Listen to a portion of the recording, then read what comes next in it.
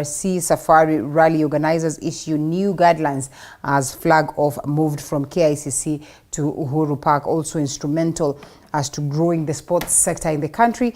We'll be following up on that to give you updates. Now, allow us to pick these stories. And President William Ruto has approved the supplementary budget for 2023 in a bid to help Kenya Kwanza government deliver services 6 months into their new regime.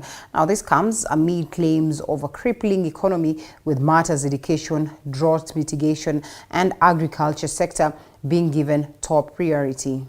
The government has allocated 60 billion shillings in the new supplementary budget to settle pending bills. This move comes 6 months after the Kenya Kwanza government was elected and has been lamenting over having inherited depleted coffers. In addition, the bill authorizes the release of 200.7 billion shillings from the consolidated fund, which will be utilized to cover the expenses of services provided this year. Some of the services rendered include provisions for capitation for students entering junior secondary school, recruitment of additional teachers and improvement of school infrastructure, as well as additional provisions for the school feeding program. Recently, the education sector has been at the center of public discourse due to the ongoing efforts to fully transition to the competency-based curriculum CBC and the impact of COVID-19 on the school calendar. In what signals the government's commitment to debt reduction through expenditure rationalization, the fiscal deficit has decreased from 6.2% of the gross domestic product in initial estimates to 5.7% of the GDP. A supplementary budget is requested by state departments and agencies for additional funding in the course of a financial year. It is meant to take care of expenditure that was not factored in during the budget-making process. GOtv 47. Now, hours after the Directorate of Criminal Investigations DCI issued a fresh summon to former Interior Cabinet Secretary Fred Matiang'i, that is to appear before detectives to shed light on his claims that police had raided his home on February 9th, 2023. Matiang'i has confirmed that he will honor the summons today. In the fresh summon, Senior Superintendent of Police Michael Sang said Matiang'i should appear at the agency's office at around 9:30 a.m. without fail or risk facing arrest. Micah Gungu with the details. Matiang'i, through his lawyer Dunstan Omari on Monday, confirmed that his client will present himself at the DCI headquarters on Kiambu Road. The confirmation came hours after the DCI issued a fresh summon to Matiang'i to appear before detectives to shed light on his claims that police had raided his home on February 9, 2022. In the letter dated March 6, 2023, Senior Superintendent of Police Michael Sang said Matiang'i should appear at the agency's office at 9:30 a.m. without fail or risk facing arrests. Sang stated that he is investigating allegations of publication of false information, contrary to Section 23 of the Computer Misuse and Cyber Crimes Act 2018, amongst other offenses in regard to the alleged raid at his home on February 9th. Sang said he believed that the former powerful CS would assist him in his investigations. However, through Musyoki, Mogaka and company advocates, Matiang'i told the DCI that his lawyers and himself will be engaged on other matters at 9 a.m., the time he was summoned to appear. He says he will appear a little bit earlier at 8 a.m. They added that the former CS will also be handling his other prior arrangements, which he can't defer due to the short notice of the summon. Matiang'i jetted back into the country on Saturday after failing to honor a similar summon last week. The Ethics and Anti-Corruption Commission EACC has also opened up investigation into Matiang'i's wealth accumulation. Mike Kagwongo, TV 47, Nairobi. Now, a group of leaders and residents from counties where the Defense Force and the National Police Service are conducting a joint operation have criticized the security personnel for using excessive force. The use of bombs has been alleged to have caused injury and property damage, prompting calls for the national government to intervene and moderate the operation. The joint operation has been ongoing for 3 weeks and aims to curb banditry in parts of the North Rift region. Morgan William brings us this report. For 3 consecutive weeks, the police and military have maintained a presence in 6 counties of the North Rift region of the country as part of an ongoing effort to restore a sense of security in areas prone to banditry. However, some leaders and residents in certain counties have raised concerns about the use of excessive force by the uniformed personnel during this operation. Turkana County leaders have claimed that security personnel are using unnecessary force such as grenades in some areas, causing chaos, destruction and loss of property. Specifically, they have highlighted Kakong and Kalimorok in Turkana South as examples of the alleged excessive use of force. Our people were bombed. Not one bomb, several, and most of the trees have been destroyed. Cows destroyed. Yesterday, there were a number of cows lying there. Na saa hii mashule ya Turkana karibu shule 15 hakuna mtu amefungua tangu. In the neighboring county of West Pokot, locals have expressed their disappointment with the security operation, alleging that it is being conducted in an irrational manner. Additionally, leaders from the area have claimed that they are missing out on important meetings organized by the security organs deployed in the region. Unfortunately, what we have seen at the moment, the government has taken deliberate measure of targeting Pokot people. The operation is not seen in the other counties. We have also seen a serious media propaganda against Pokot people. We have seen religious leaders led by Ole Sapit saying that Pokots are bandits. We wish to clarify that Pokots are not bandits.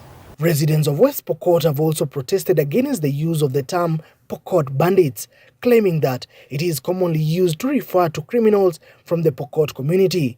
They argue that this fuels animosity among warring communities in the region. Sisi tunaomba kuwa hata watu serikali muangalie hizi social media. Na tunaomba muweke sana security huko chini. Ichunguze hata CID mumwage huko chini kama ni sisi wa Pokot ama ni watu wengine. Viongozi wetu wakiongeza hivi watashikwa wataenda ndani. Mtu akisonga hivi wanaambia kuja record statement. Hata MCS wanaambia mkuja mu record statement. Now they are very innocent.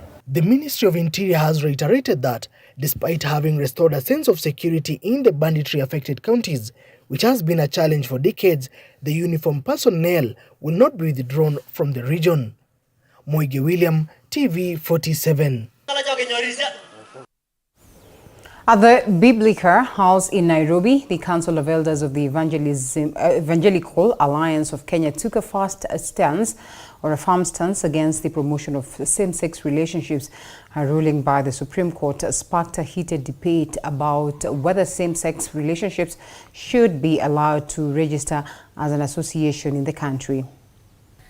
As the same-sex relationships debate intensifies day by day, evangelical leaders have finally spoken out to denounce the formation of the Same-Sex Relationships Association following the Supreme Court decision to permit individuals to create such groups. And we cannot accept those kind of acts to be accepted, because when we read the Bible, when people in those early days behaved that way, they were all destroyed by our Creator God. We don't want Kenya to fall and those mess. We want to walk in holiness and declare holiness to cover Kenya. During the meeting, Bishop Mark Kariuki declared the church would initiate an effort to challenge the Supreme Court's ruling. Their strategy involves gathering up to 10 million signatures in a referendum to overturn the decision. We are telling the church and Kenyans as at large that we will be coming to you in a short while, because we are decided we are going to collect signatures to go for a referendum. So we will be coming to you from whatever church, not necessarily from the church, but even on the streets. The church leaders appealed to the Attorney General of Kenya, Justin Muturi, to employ the court's advisory jurisdiction on issues of general and national significance. They believed that all Kenyans should participate in the decision-making process. We therefore petition the Attorney General to immediately invoke the advisory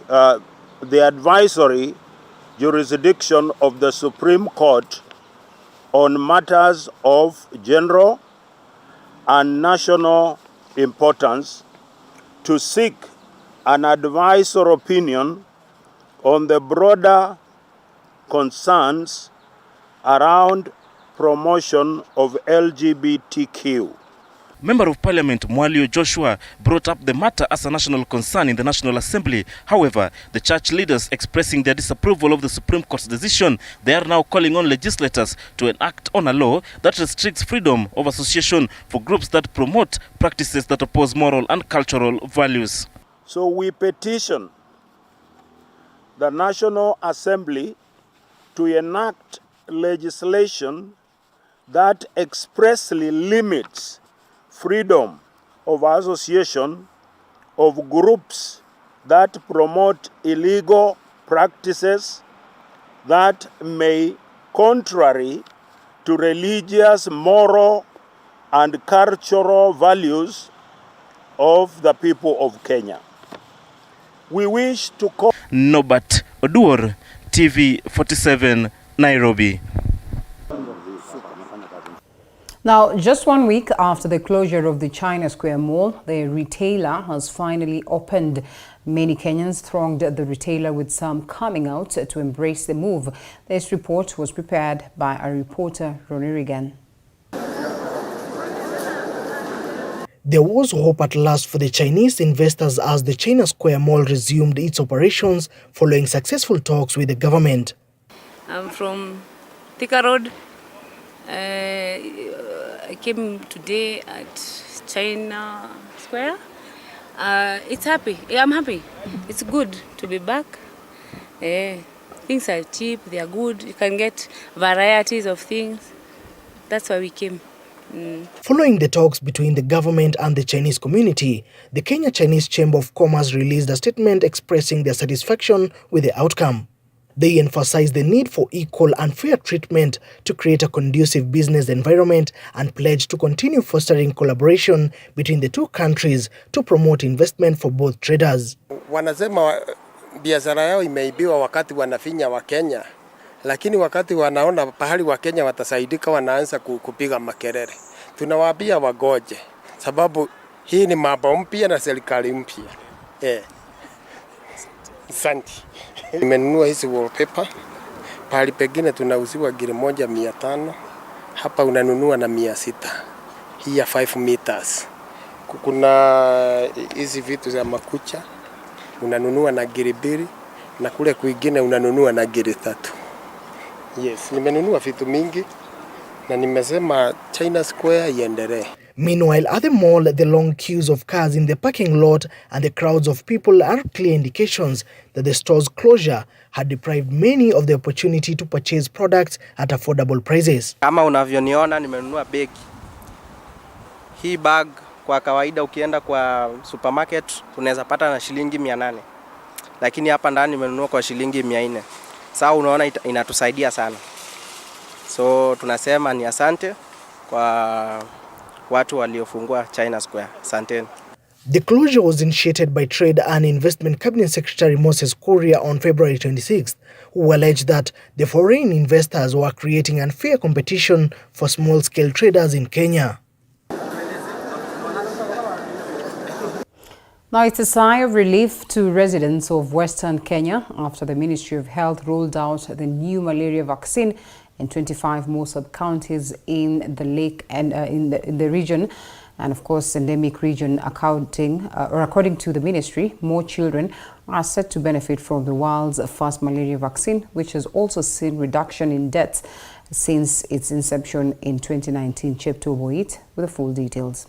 The country has now strengthened the fight against malaria by rolling out a new vaccine in 25 more sub-counties in the lake endemic western region in an operation set to begin tomorrow. More children at the risk of contracting the deadly disease are set to benefit from the world's first malaria vaccine, RTSS, according to the Ministry of Health. Overall, as a country, we stand at 6%. As a country, we are not uniform. We are divided into a number of epidemiological zones. The lake endemic region, which is the highest burden, where I think we are also now launching this malaria vaccine, is 19%. Coast endemic is about 5%. while the rest of the country is between 2% and below. To put the vaccine in context, in 2021, the World Health Organization estimates that 500,000 children died from malaria during the course of the year. That equates to 1 child per minute dying from malaria. The expansion follows the Kenya National Immunization Technical Advisory Group (KENITAG) and the World Health Organization (WHO) recommendation for broader use of the vaccine among children in sub-Saharan Africa and in other regions with moderate to high malaria transmission rates. The data showed that the vaccine leads to reduction in admissions with severe malaria.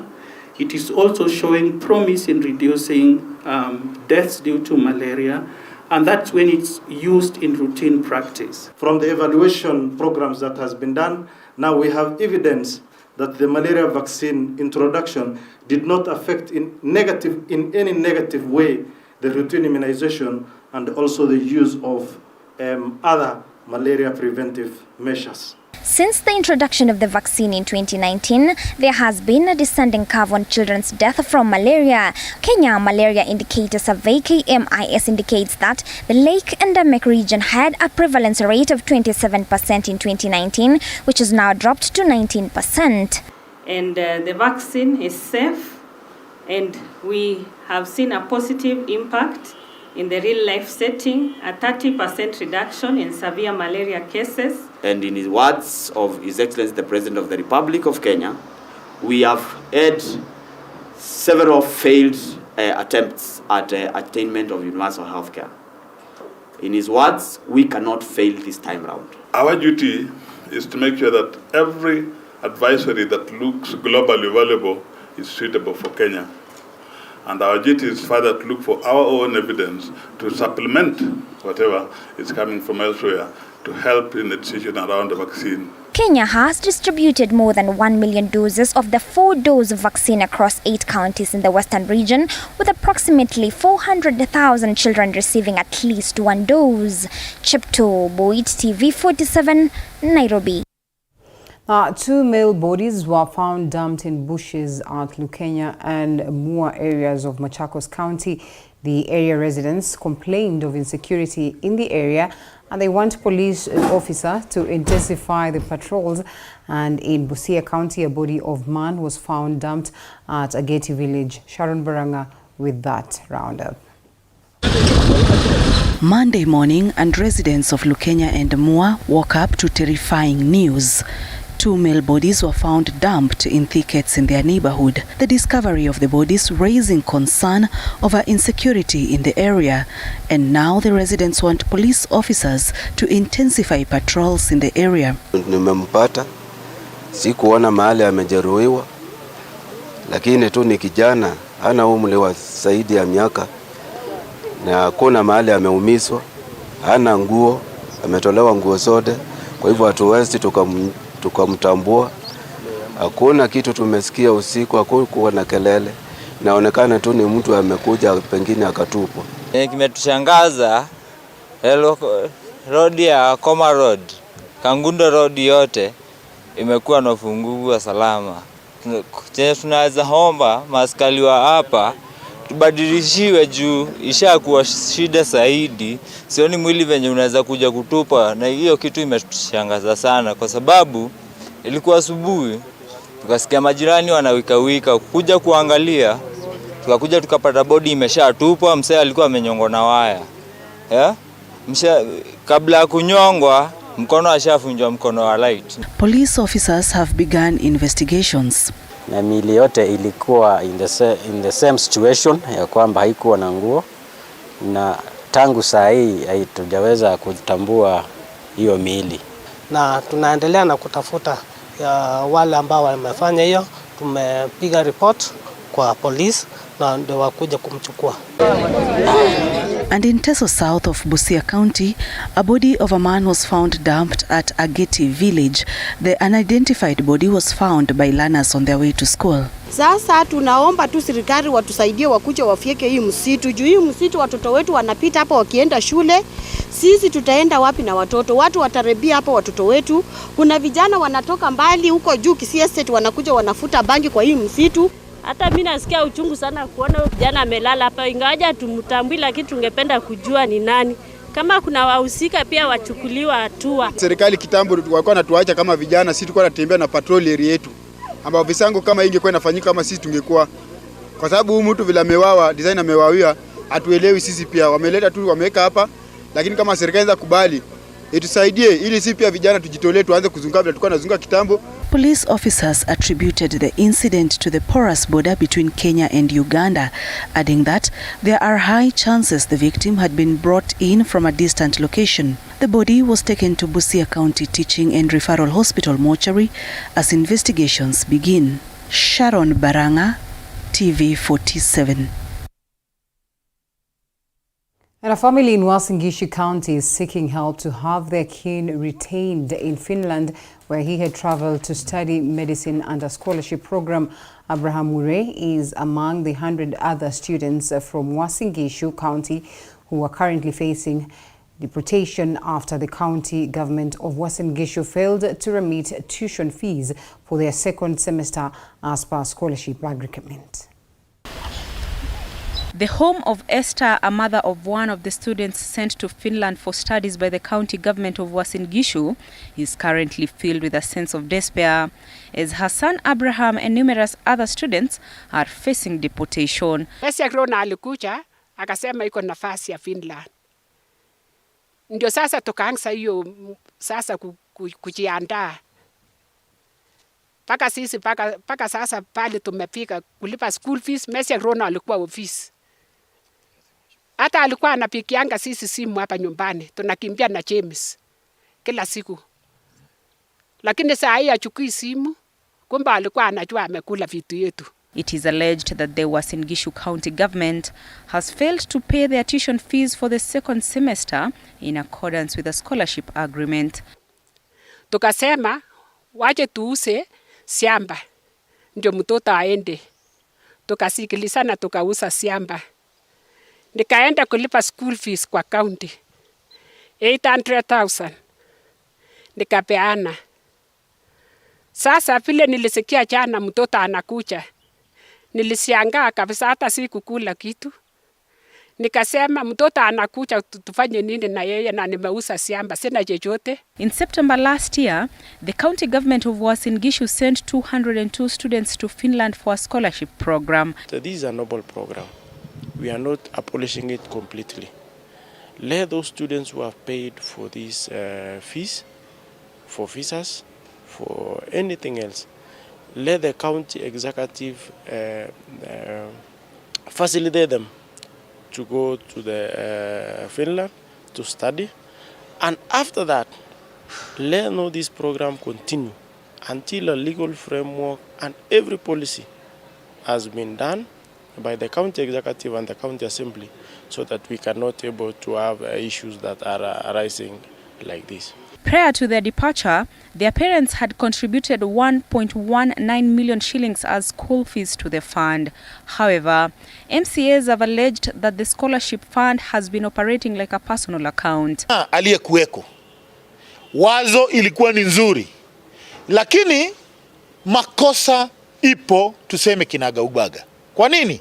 Ulijua kwamba wewe ukiwa msimamizi wa serikali, unapotumia logo ya serikali, unapotumia maofisa wa serikali, ulitakiwa ku legalize process hii yote, isikuwe ni ya watu binafsi. Kama vile mwenyekiti amesema, ilionekana iliwekwa tu sura kwamba ni county, lakini nyuma yake ilikuwa ni wanabiashara, wanafanya biashara kama binafsi.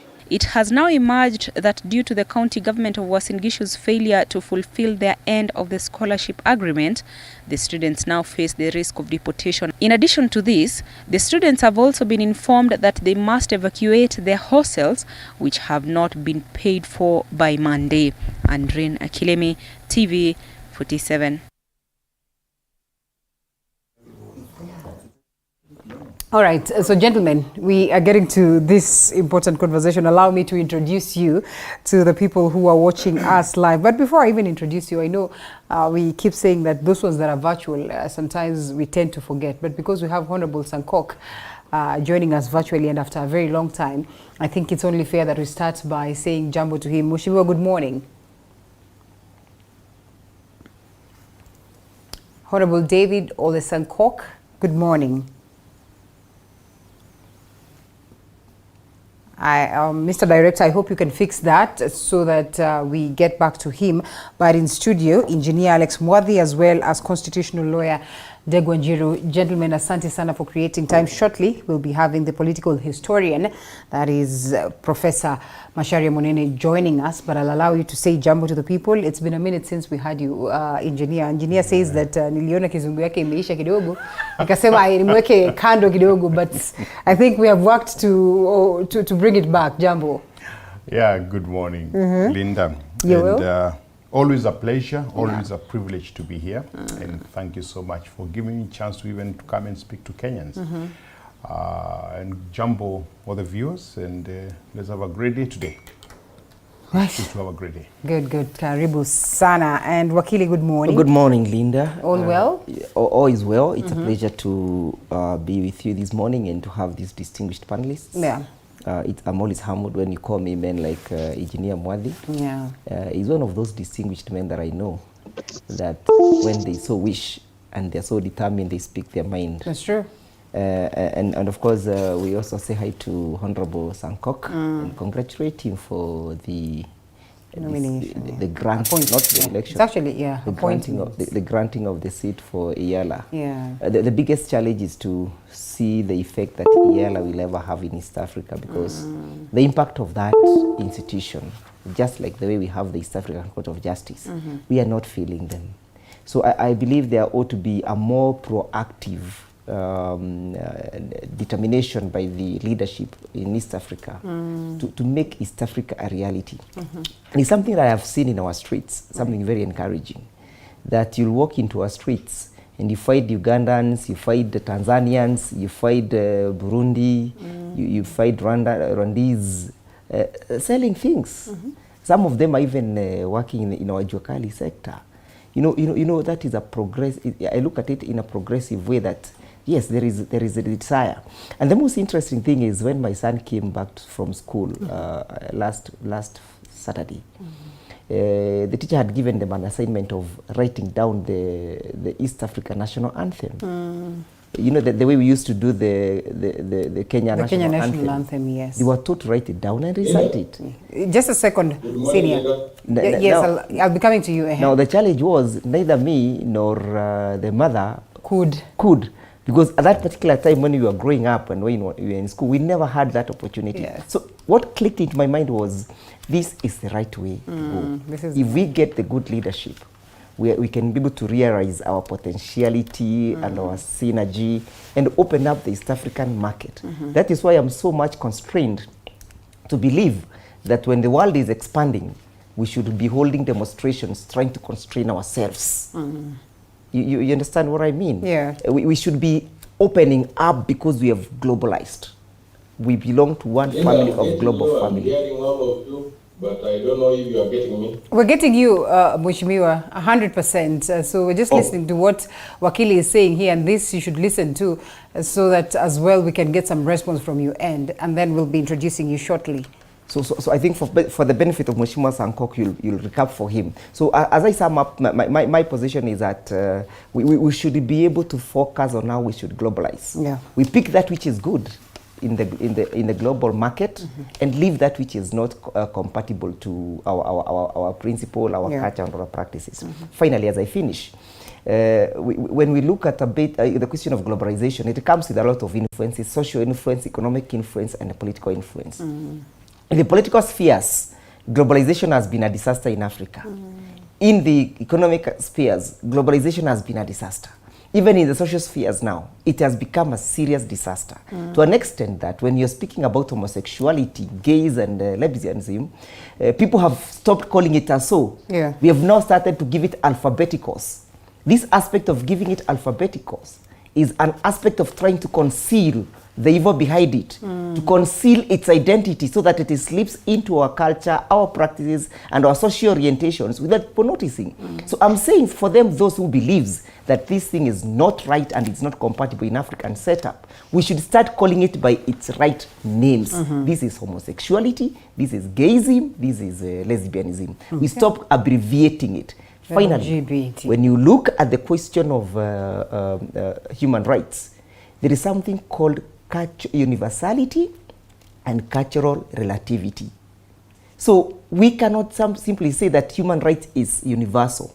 We must look at it with the eyes of cultural relativism to see whether it squares out in our culture. Right. Finally, as they push for LGBT. Allow us to, yes. No, we'll come to that, and I'll allow you time to that. So at least we also say jambo to Honorable Ole Sankok, David, who joins us virtually. Mheshimiwa, good morning.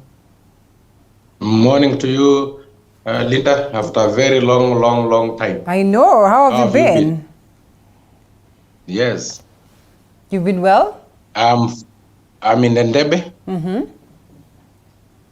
I'm dealing with, first of all, I'm in the committee of CTI, Communication, Trade and Investment, of IALA, East Africa Legislative Assembly.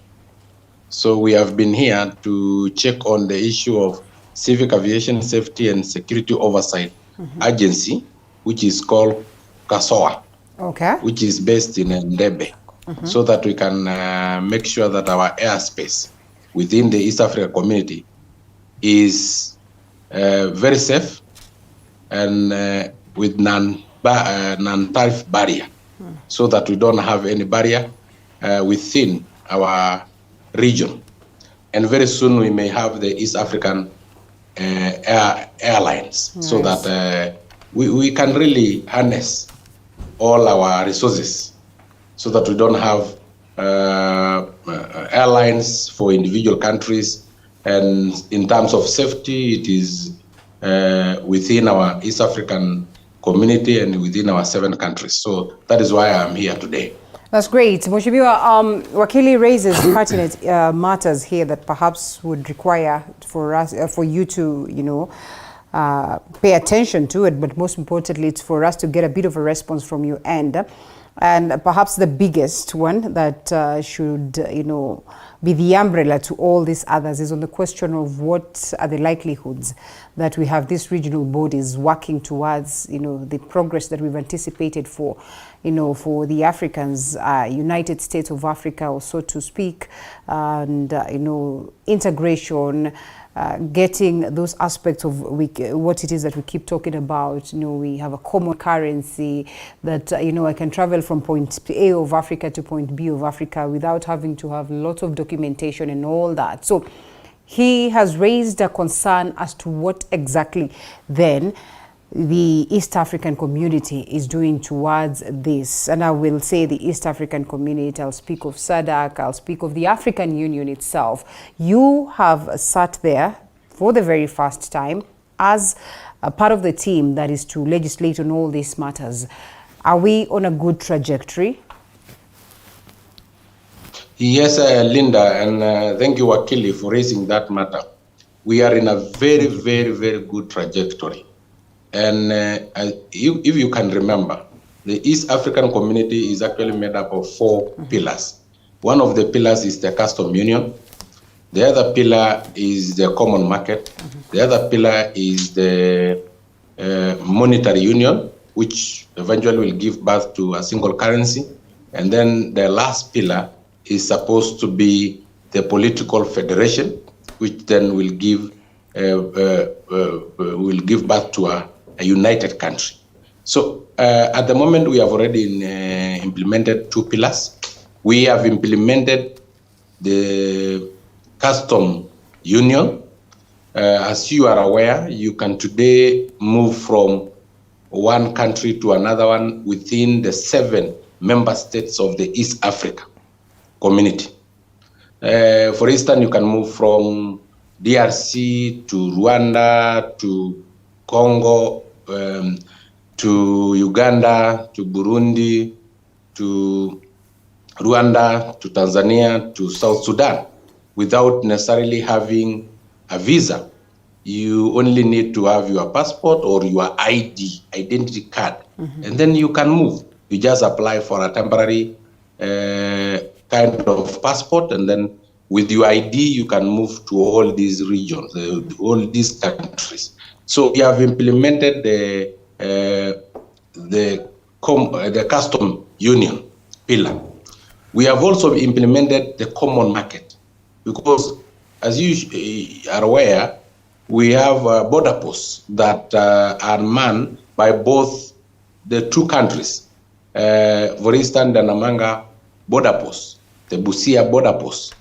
You only spend around 2 minutes to be able to clear your goods, to be able to move your goods from Kenya to Tanzania or from Uganda to Kenya and so on. So, and unless then there is the normal way of queuing and the normal human beings, but once you are in this single tariff barrier, the single tariff border post, you will not use a lot of time the way we used to stay for 3 months, 3 weeks to be able to move to from one country to another. So we have already implemented those ones. What we are doing currently is to try and bring institutions together. I've given you an example of Kasawa. You know, the University Joint Admission Board, we have already brought it together. We are now bringing the aviation industry together so that we can have a single aviation safety authority so that we can be able to make sure that within the travel of East Africa community is actually safe, and even traveling from East Africa to any other region, economic blocks. From there, then we want to have the monetary union, which will give birth to a single currency. And we will very soon, within the next 3 years, we will have the East African shilling as our single currency. And I'm sure that currency will be more stronger and it will be more valuable than most of the currencies that you see now. Because the US dollar or USA, United States of Africa, United States of America, actually sell nothing to us. What do they sell? They don't have gold, they don't have diamond, they don't have anything. What they sell to us is the US dollar. Because if I travel to Uganda today, I'll have to change Kenya shillings to US dollar at a fee. And then once I'm in Uganda, I have to change the US dollars to Uganda shillings at a fee.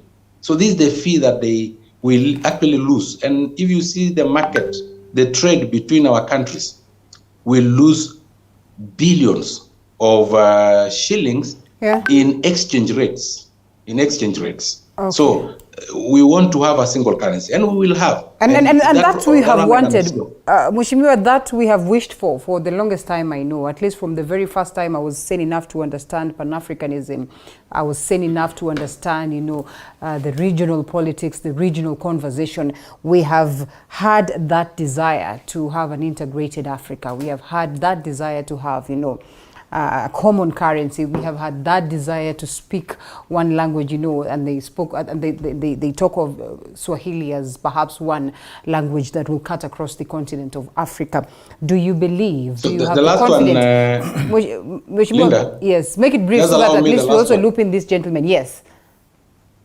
The last one. So after this single currency or the monetary union, will move to a political federation that will give birth to a country that is called East African Community. And that will also go to other East African countries. Like now we have just been joined by DRC, South Sudan have joined us, Somali is soon joining us, Ethiopia have indicated the desire to join us. We will end up with the dream of our forefathers, Pan-African forefathers, of having the United States of Africa very soon. And I can assure you that, Linda. And that is why I started by telling you what we have already implemented. We have already implemented the 2 pillars. So if we were able to implement the 2 pillars, then the remaining 2 pillars, very soon we'll implement. How I wish it could be easy and, you know, to trust this engineer, because then we are looking at a United States of Africa that will have one common leader. You can imagine all these other presidents that are, you know, larger than life, how you get to tame them to a space of, you know, bowing down to one individual and not bowing down as such. You know what I mean by saying that. And to look at a country like Tanzania that is sometimes 50-50, does not know whether they sit in SADC or they sit in East Africa, getting them to a space of saying, now finally we speak the same language, xenophobic attacks. But then again also, amidst all this, the hopes that indeed we're going to have sobriety. Do you want to trust what it is that Mheshimiwa tells us now that he sits at the heart of it? The most important thing in life is hope. Oh yeah. That hope that things will work. I believe in 1936, one great inventor called Tesla, he had many patents. He died a poor man because he wasn't paid for the things that he came up with.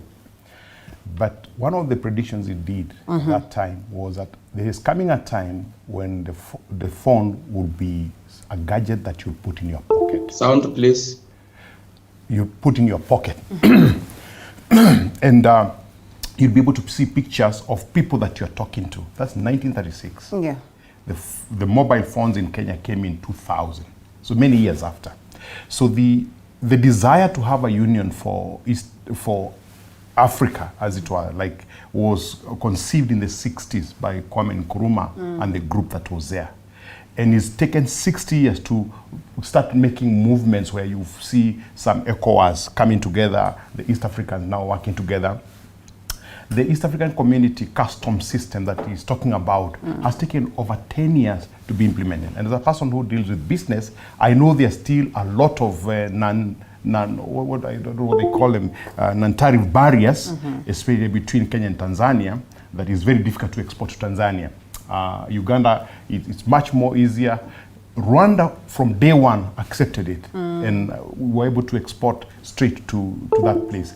But over time, the last 10 years, I have seen a huge progression towards making it a reality, which means that even the monetary union will come to be, maybe not in your lifetime, but it will come to be.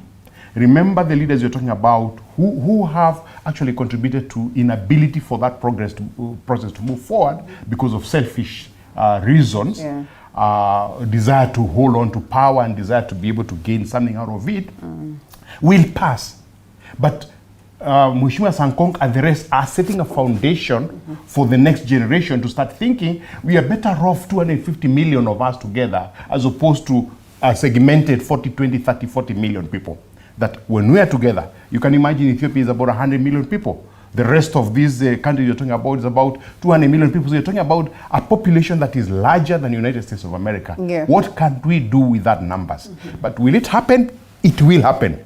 Will it happen in our lifetime? I am doubting. Wow. But hope is important. Right. And if you don't lay this foundation, it will never happen in the future, but it will happen. All right, and of course, happening is what we're looking forward to have. Gentlemen, allow us to yes, just allow me just to have, or maybe perhaps after the break. I can only give you a minute. Oh, yes, because I really love what these women are submitting on, and most importantly, Mheshimiwa Sankok.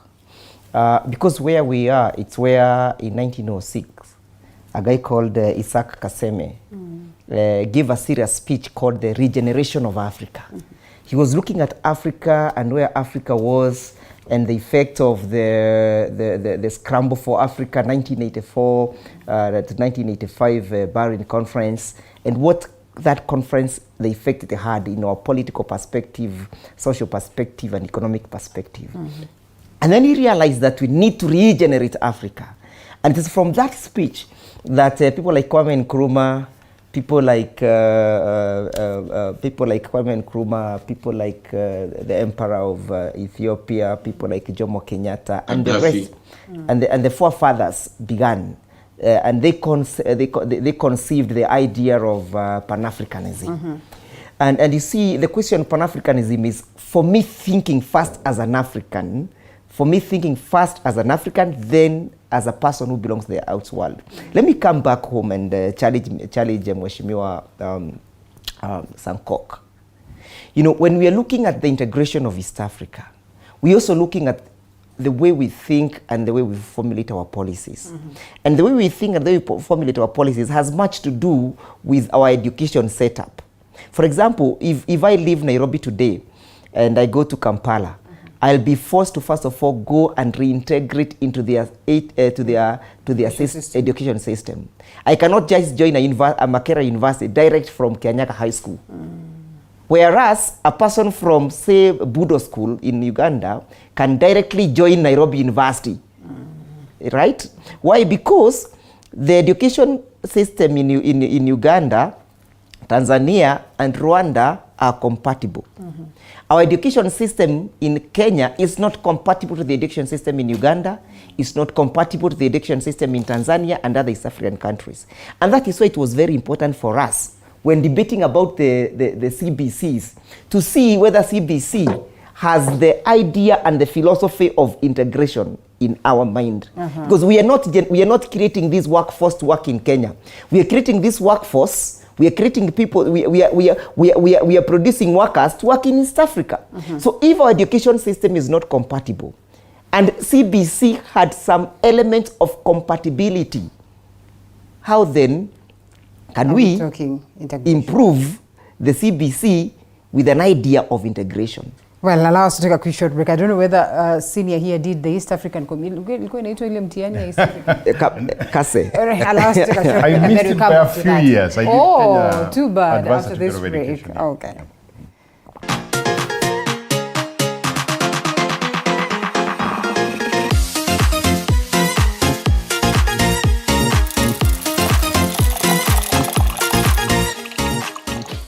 You are watching TV 47, the home of untold stories. Usiyakubalie maumivu ya misuli kukatiza ratiba yako. Kaluma Pain Balm ni dawa ya kusugua iliyotengenezwa kutoka kwa miche maalum ili kutuliza maumivu ya misuli. Kaluma Pain Balm. Maumivu yakizidi, pata ushauri wa daktari.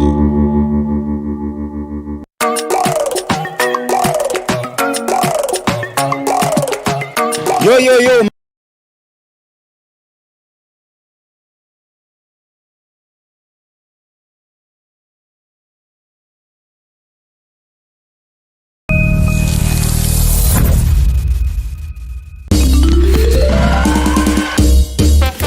Sona moja imetengenezwa kwa njia spesheli ili kupambana na maumivu kwa haraka. Sona moja ina aspirin kama kiungo. Sona moja, kitulizo kamili. Maumivu yakizidi, pata ushauri wa daktari. You are watching TV 47, the home of untold stories.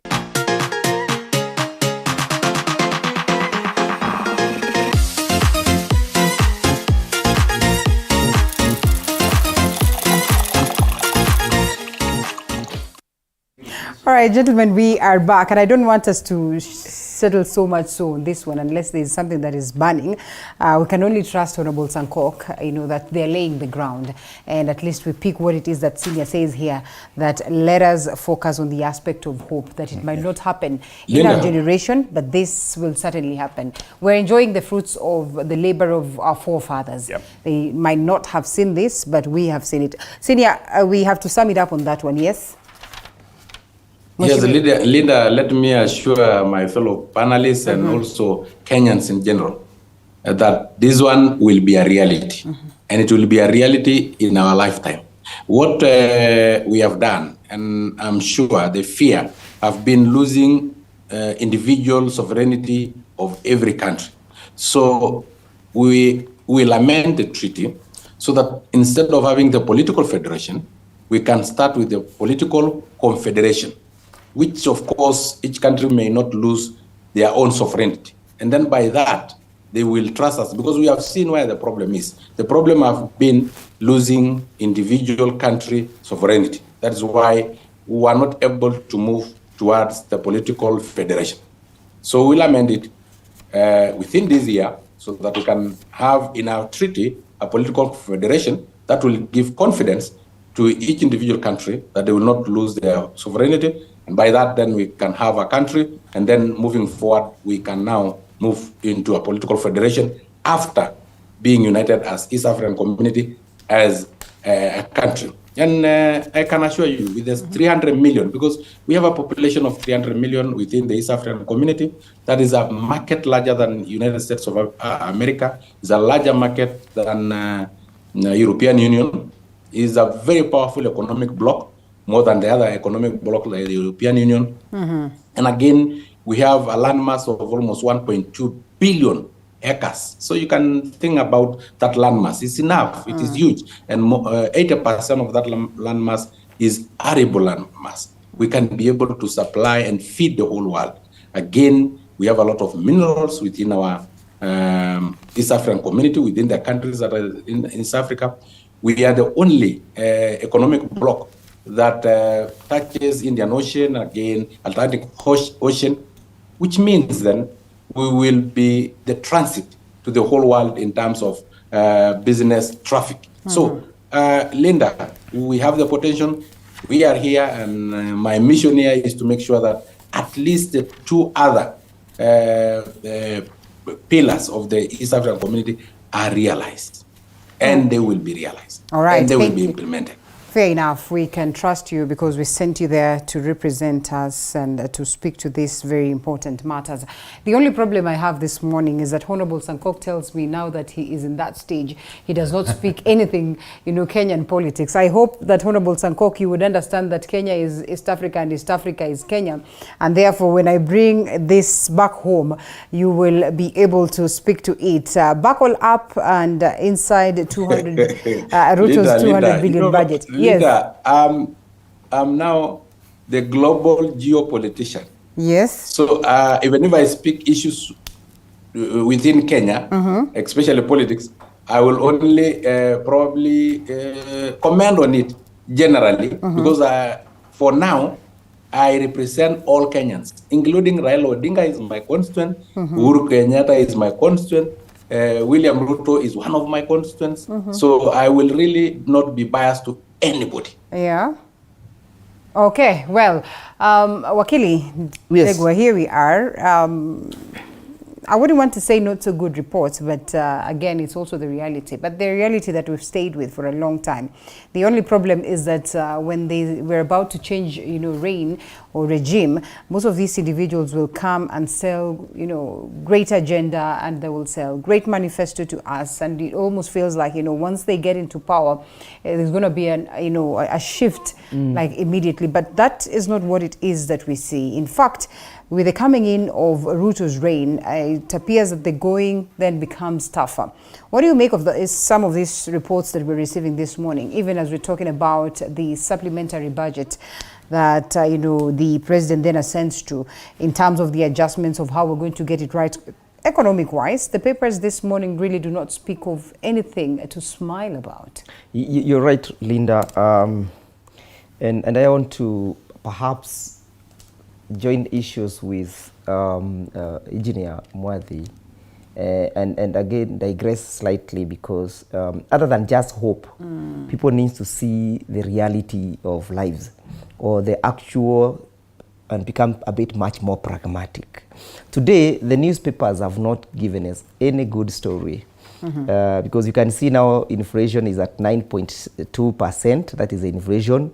The dollar is now currently changing, is it at 130 or 128 or thereabouts. You can see our fuel pumps are running dry. So there's a lot of, we have 200,000 people who have not joined school to date. We have others who are now at home because of failure to have school fees. People are hungry. Our stocks is dying. Our cows, our goats are all dying. While we may not 100% apportion this blame to government, I believe the reason why we are suffering is because of poor policies that we have advanced for a period of time. And this has become a disease, a cancerous disease that has been passed from one regime to the other. To the extent that there is no regime that comes up with a concrete determination to sort out some of the problems that we have. For example, if you look at the question of drought, every time we always know and be able to study the cycle of droughts in this country. but seldom do we ever take any steps to address it in a more exhaustive, in a more conclusive, and in a more convincing manner. For example, look at the Tana Delta. The Tana Delta is one of that delta that can feed this country. I was driving the other day from Nairobi to Garissa, and I decided to take the actual measurement from Mwengi to Garissa. And from Mwengi to Garissa is a distance of about 170 kilometers. Then I challenged myself.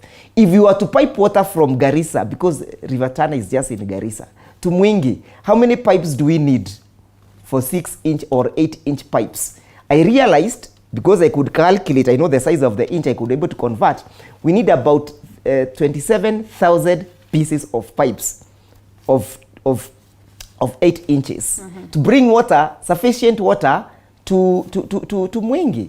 Then I converted, I asked myself, if you were to buy 30,000 pieces of pipes, perhaps at 30,000, or sorry, at 5,000 or 8,000, we needed to spend about 170 million. How much money are the MPs around that region given every year? They are given CDF worth about 100 million. How much money is given to the counties? That is Tana River County, Kitui County, and Garissa County, the neighboring counties. Massive of money. Where is that money put? Zero. What are we lacking? Goodwill.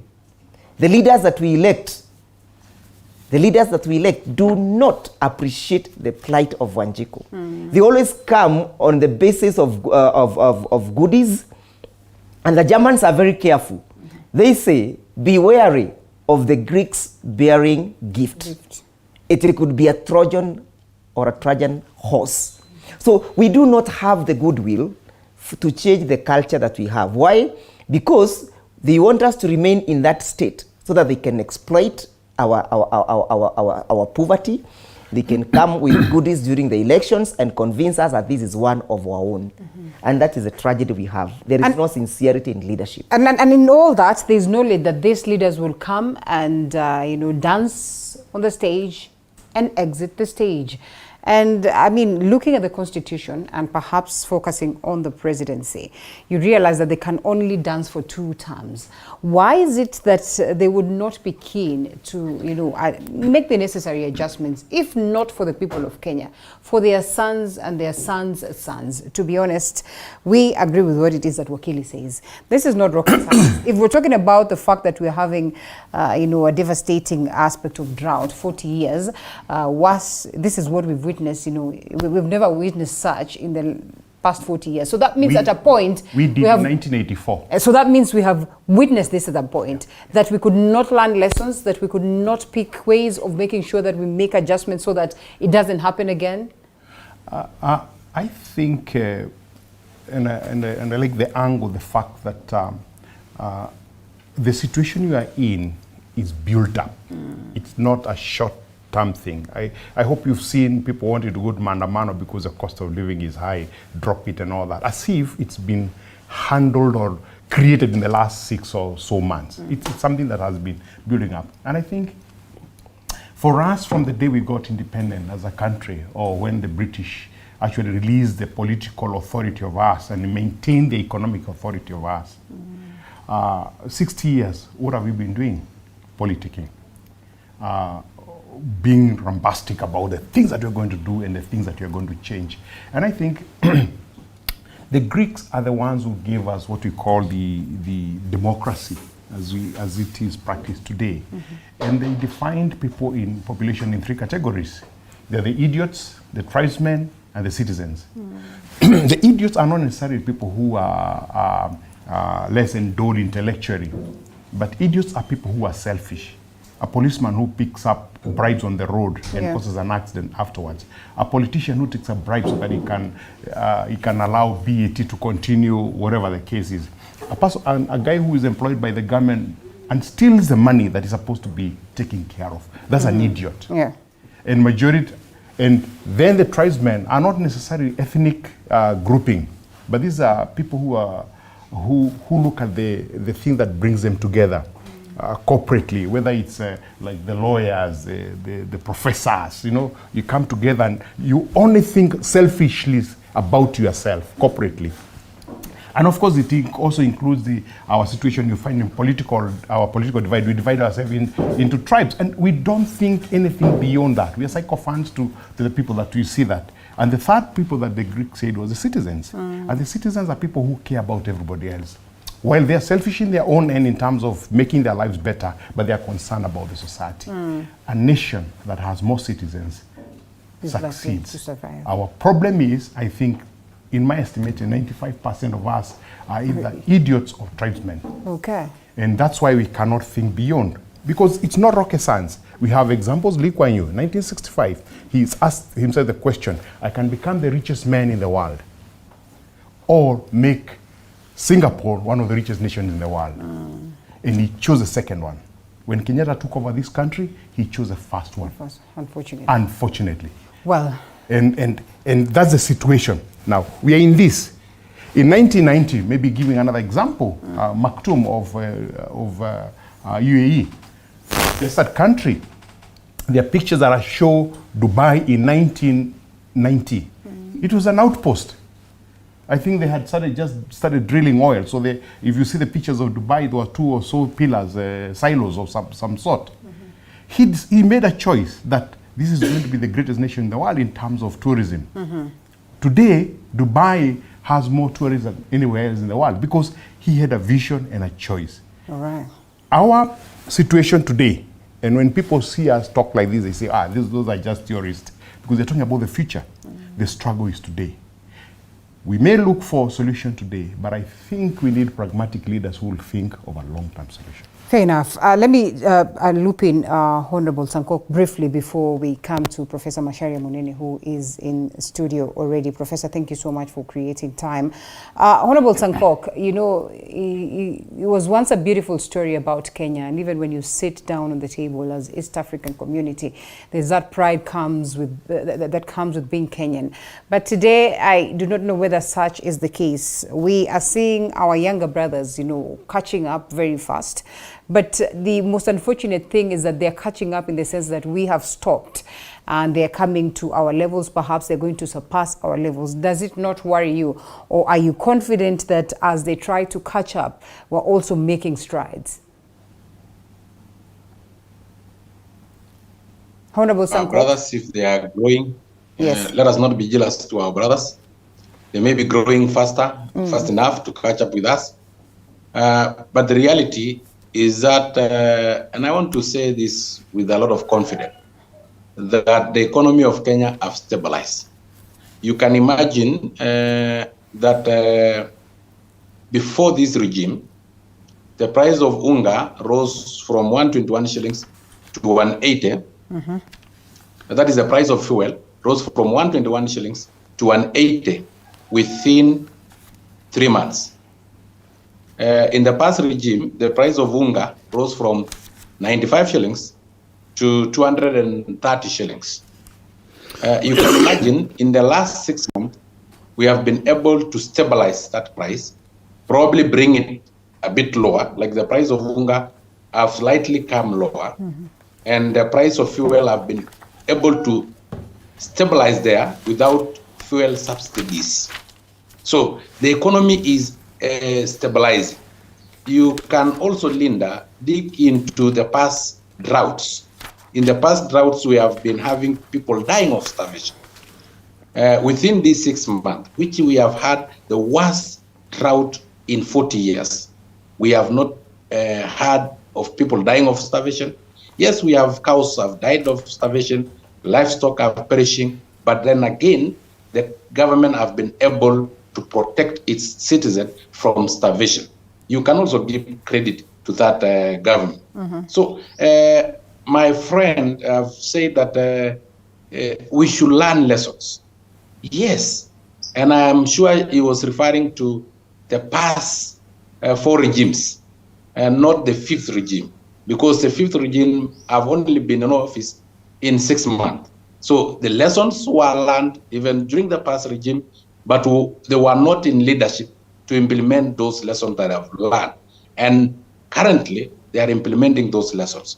You may be shocked that one of the contributors of prevention of Kenyans dying of starvation is probably the Hustler Fund. So you can see the trend that what they are actually implementing may soon be able to be a game changer in Kenya in terms of the economy. So for me, the regime, young as it is, I give it credit that it has been able to stabilize our economy. And the future is too bright for Kenyans. Well, I'm sure because I was part of the campaign that we talked about probably moving from capital-intensive investment, first of all, towards labor-intensive investment. And my friends in the studio can also agree with me that all the countries like China, like Singapore, started the same way by, first of all, using their human capital as an investment so that they invest on labor-intensive investment, including infrastructure, like affordable housing. When you invest in affordable housing, if you build 1,000 units of affordable housing, then you are assured of employing so many people because each unit will require a carpenter, a plumber, a mason, maybe 5 of them. That means 1,000 units will require 5,000 young men and women to work in it. So currently they are investing on what we call labor-intensive investments. Okay, let me take it away from you, Mheshimiwa, and to Professor. Looking at the past, regimes to the current regimes, the reports that were given to us, the manifesto of the Kenya Kwanza government, the arguments that Mheshimiwa is placing on the table, the positivity that he has, in this very government. And the fact that even as he speaks, Wakili does not seem to agree to what it is that he says. We are on a right trajectory? They are trying. They're trying. Yes. And there's nothing wrong with that. So when Mheshimiwa talks, you can see what he's trying. He's trying to justify it, which is okay.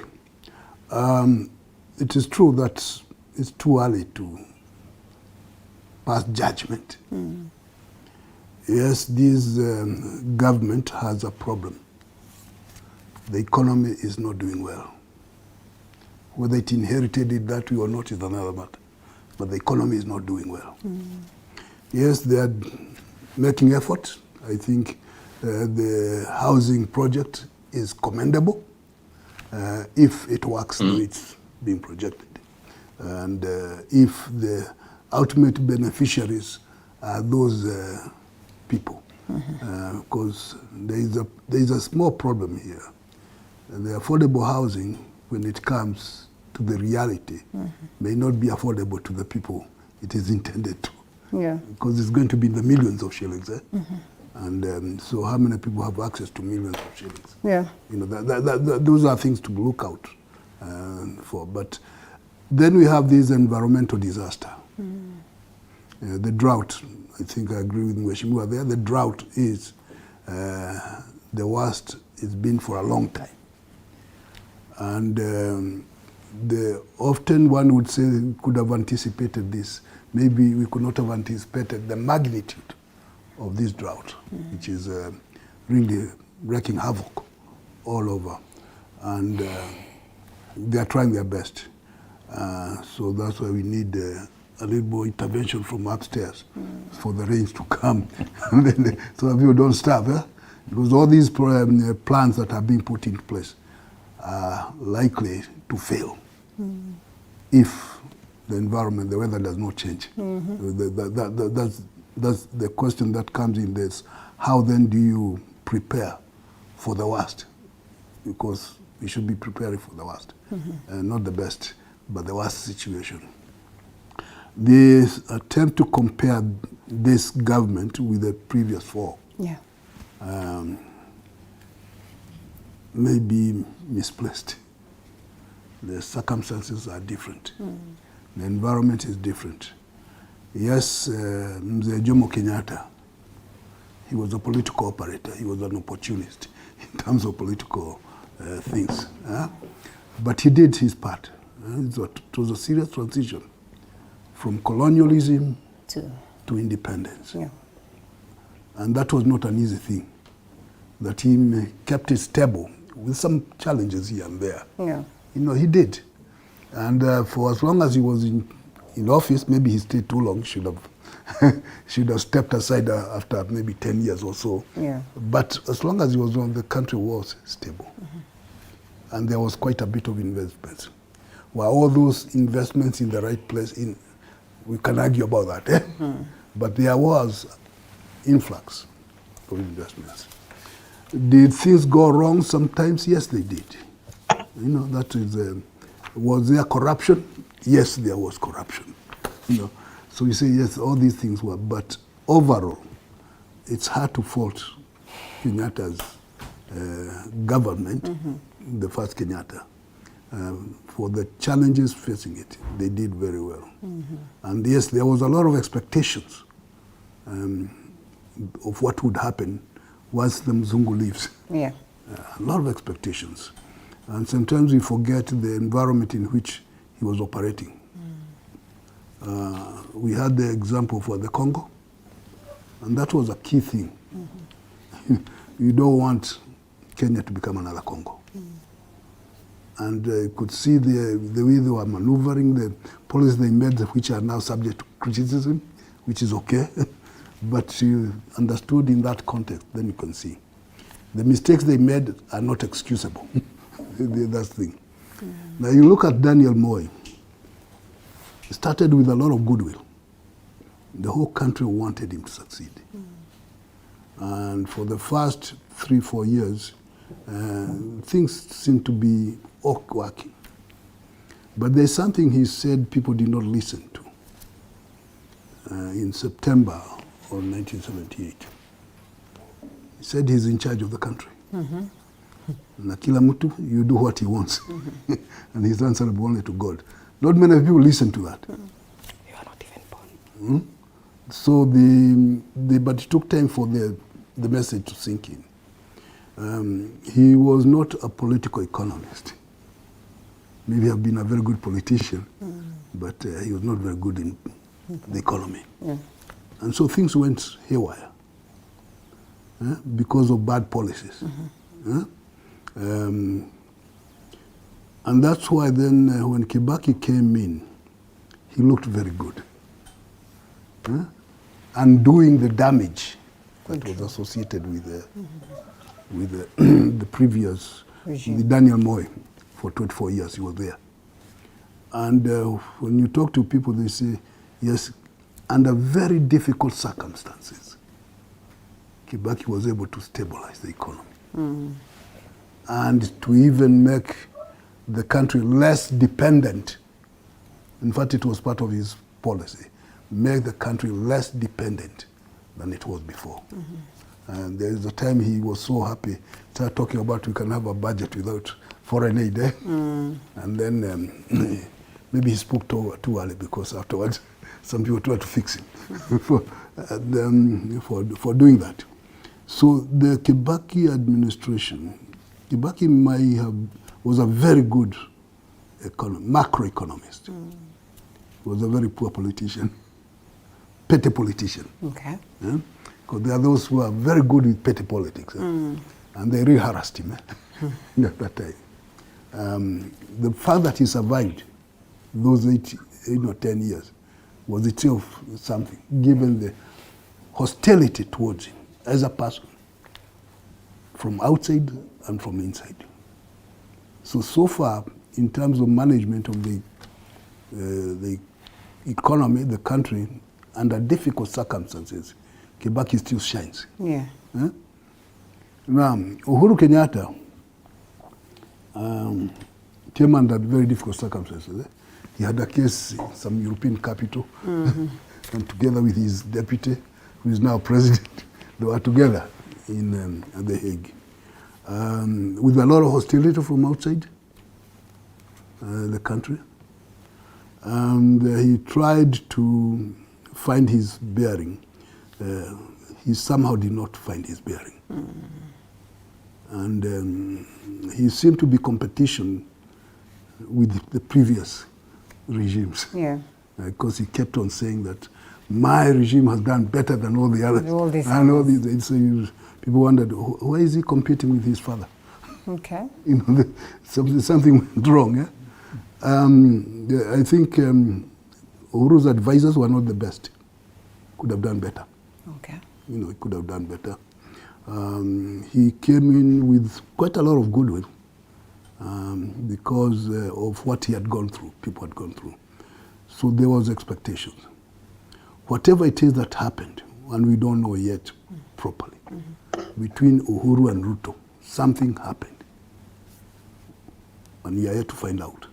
Allow us to take a quick short break and then come back on that very note. Indeed, it's quite something, because we keep asking ourselves just where did it get to that level? That short break, and then we come back on that very note.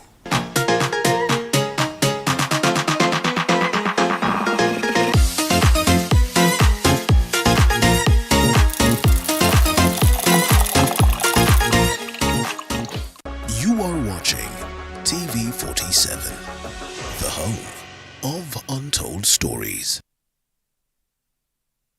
Maumivu ya kichwa na kukosesha amani? Kaluma Strong hutuliza maumivu ya kichwa, maumivu ya mwili na hata huondoa joto jingi mwilini. Kaluma Strong ina aspirin kama kiungo. Maumivu yakizidi, muone daktari. Authentic, natural, planned.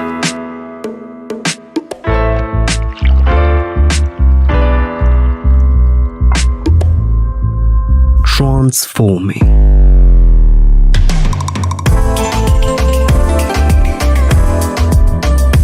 Endless benefits.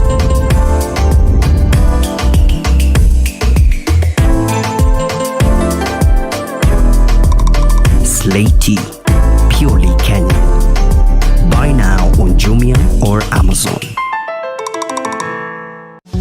Hey!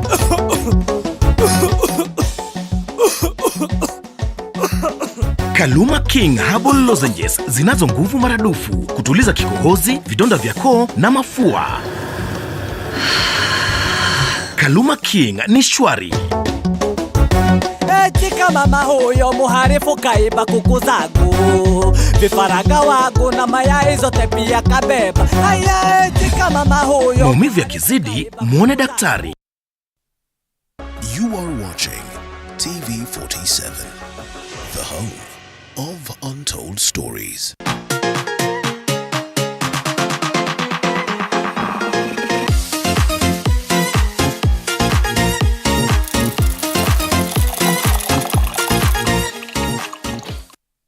All right, and the conversation will always be going on, and from that historic perspective of what our presidents have been, we are now on President William Ruto. Perhaps too early to speak of what his reign would be like. We're coming to you, Akili, on that very note. Listening to what it is that Professor takes us through, you suppose the current president might surprise us in how he gets to handle the activities of the country, or so far, as you rightfully put, or as you put it, there's really nothing to hope for? Well, you know, it surprises me when I listen to Mheshimiwa Sankok make his submissions on how the economy has stabilized. But I also grant him that latitude, noting that he's in Kampala currently, in Entebbe, courtesy of him speaking the way he's speaking, and courtesy of him being a shareholder in UDA. So I grant him that latitude, and perhaps seek for enlightenment in the future, for his enlightenment in the future. You see, how do Linda, you can you allow me to? How do you tell me? I'll allow you time. I will allow you time to respond. How would the economy be stabilizing shareholders when you are speaking of the dollar exchanging at 127? You see, you might want to ask yourself, what happens to the fuel importers when the dollar keeps on escalating at this rate? Is that why we have a shortage? You have seen this story on the Daily Nation. When the dollar escalates the way it is escalating, who is compensating the importer of the difference of the dollar. For example, the importer give an example, the importer imported this fuel at say $120 last week. Today, the dollar is at 127. How is he going to recover the $7 extra? What this tells you, and this is what this regime is hiding from the people, is that this is not possible to happen in normal market circumstances, a market that is influenced by the normal market operatives of demand and supply, without the government chipping in. What is happening is, and we must speak this clearly for people to understand, is government is secretly subsidizing this. Otherwise, how is a businessman going to recover the $7 extra if the prices of the pump are not changing?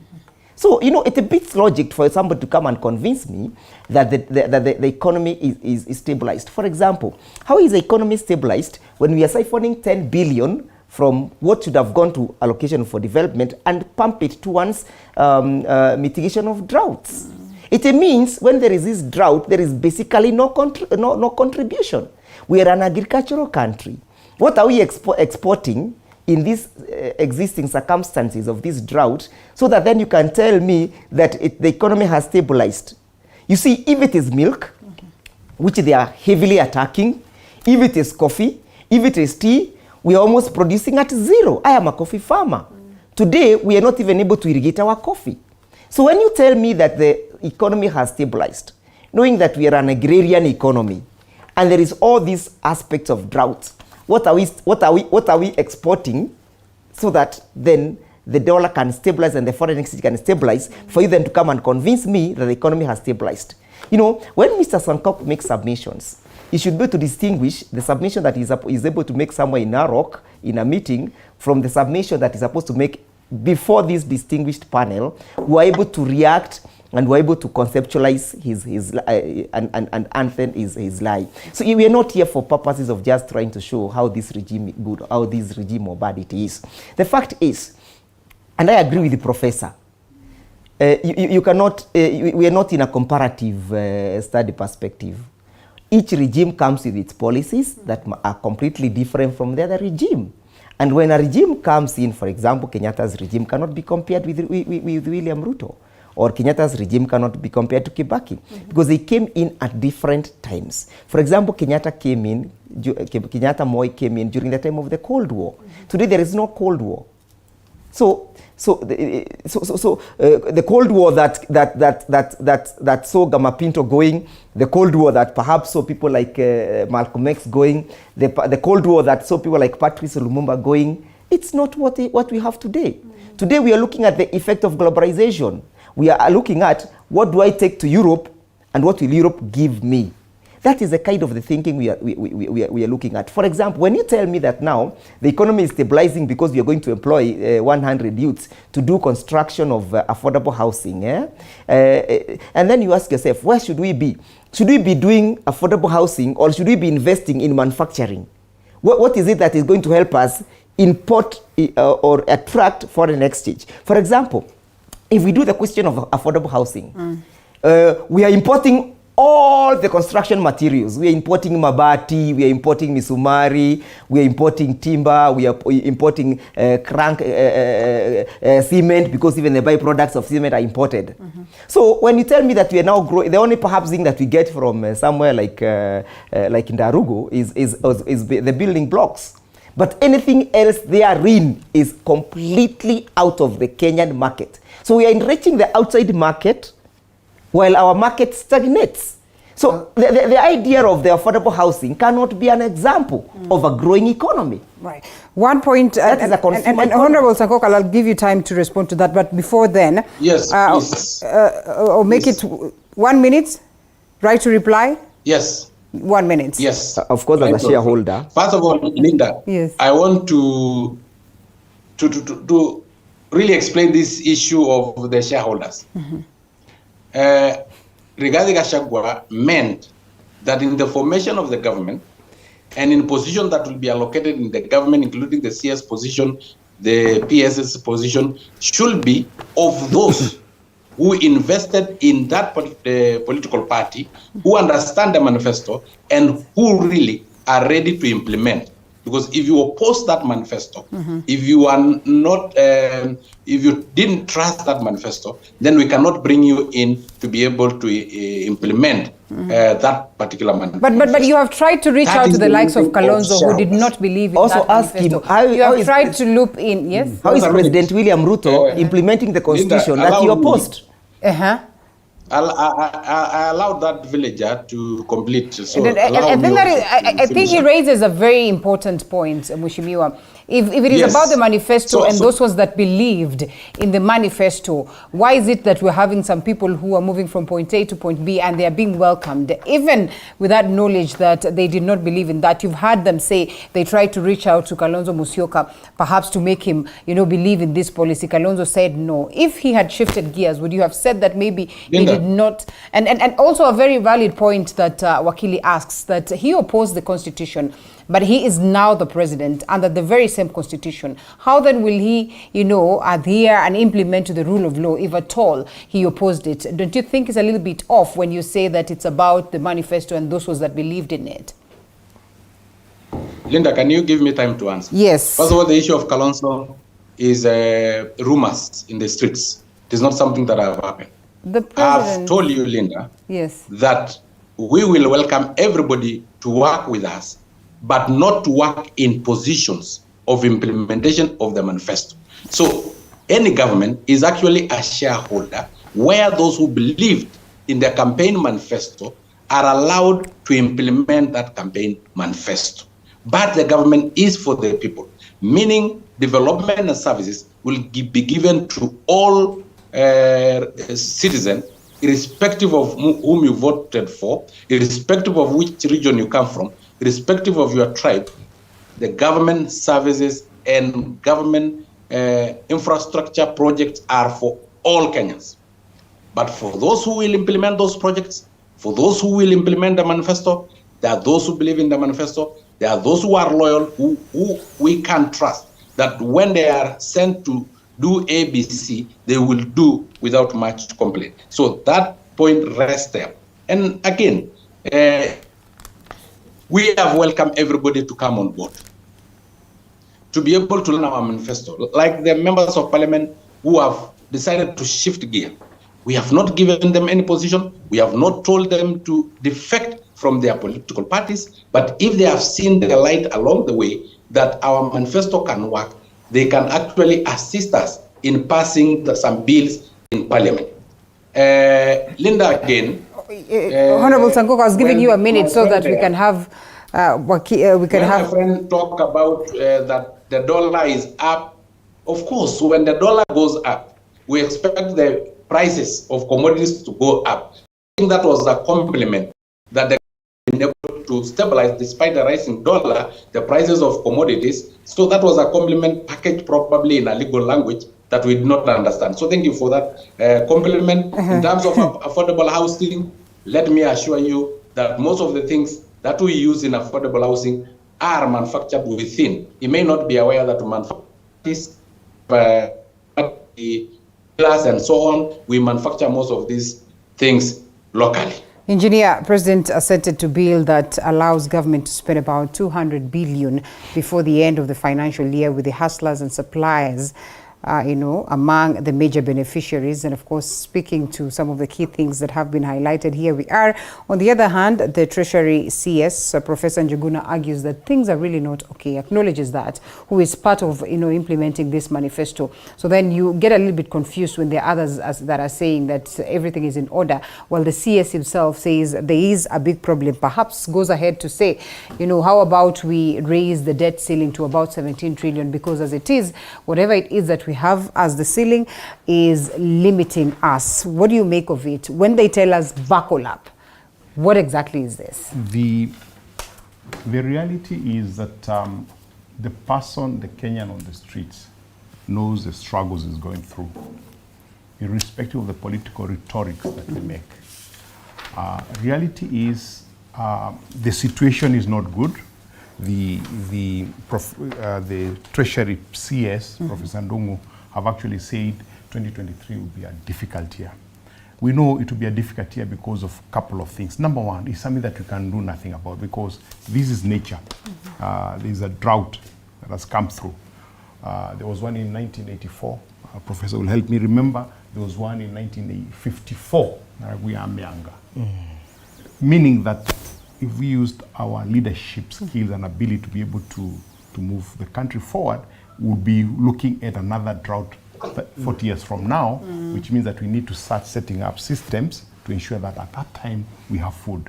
Dubai is leasing 130,000 hectares of land in southern Sudan, drilling water and growing wheat for their country. We should be able to do that country going forward. The issue here for me is that the reality is the situation is difficult. Do we lose hope? No. I started with that. The key thing in life is having hope that things will change. So to start working on reality. When we say that the economy has stabilized, we are lying to ourselves.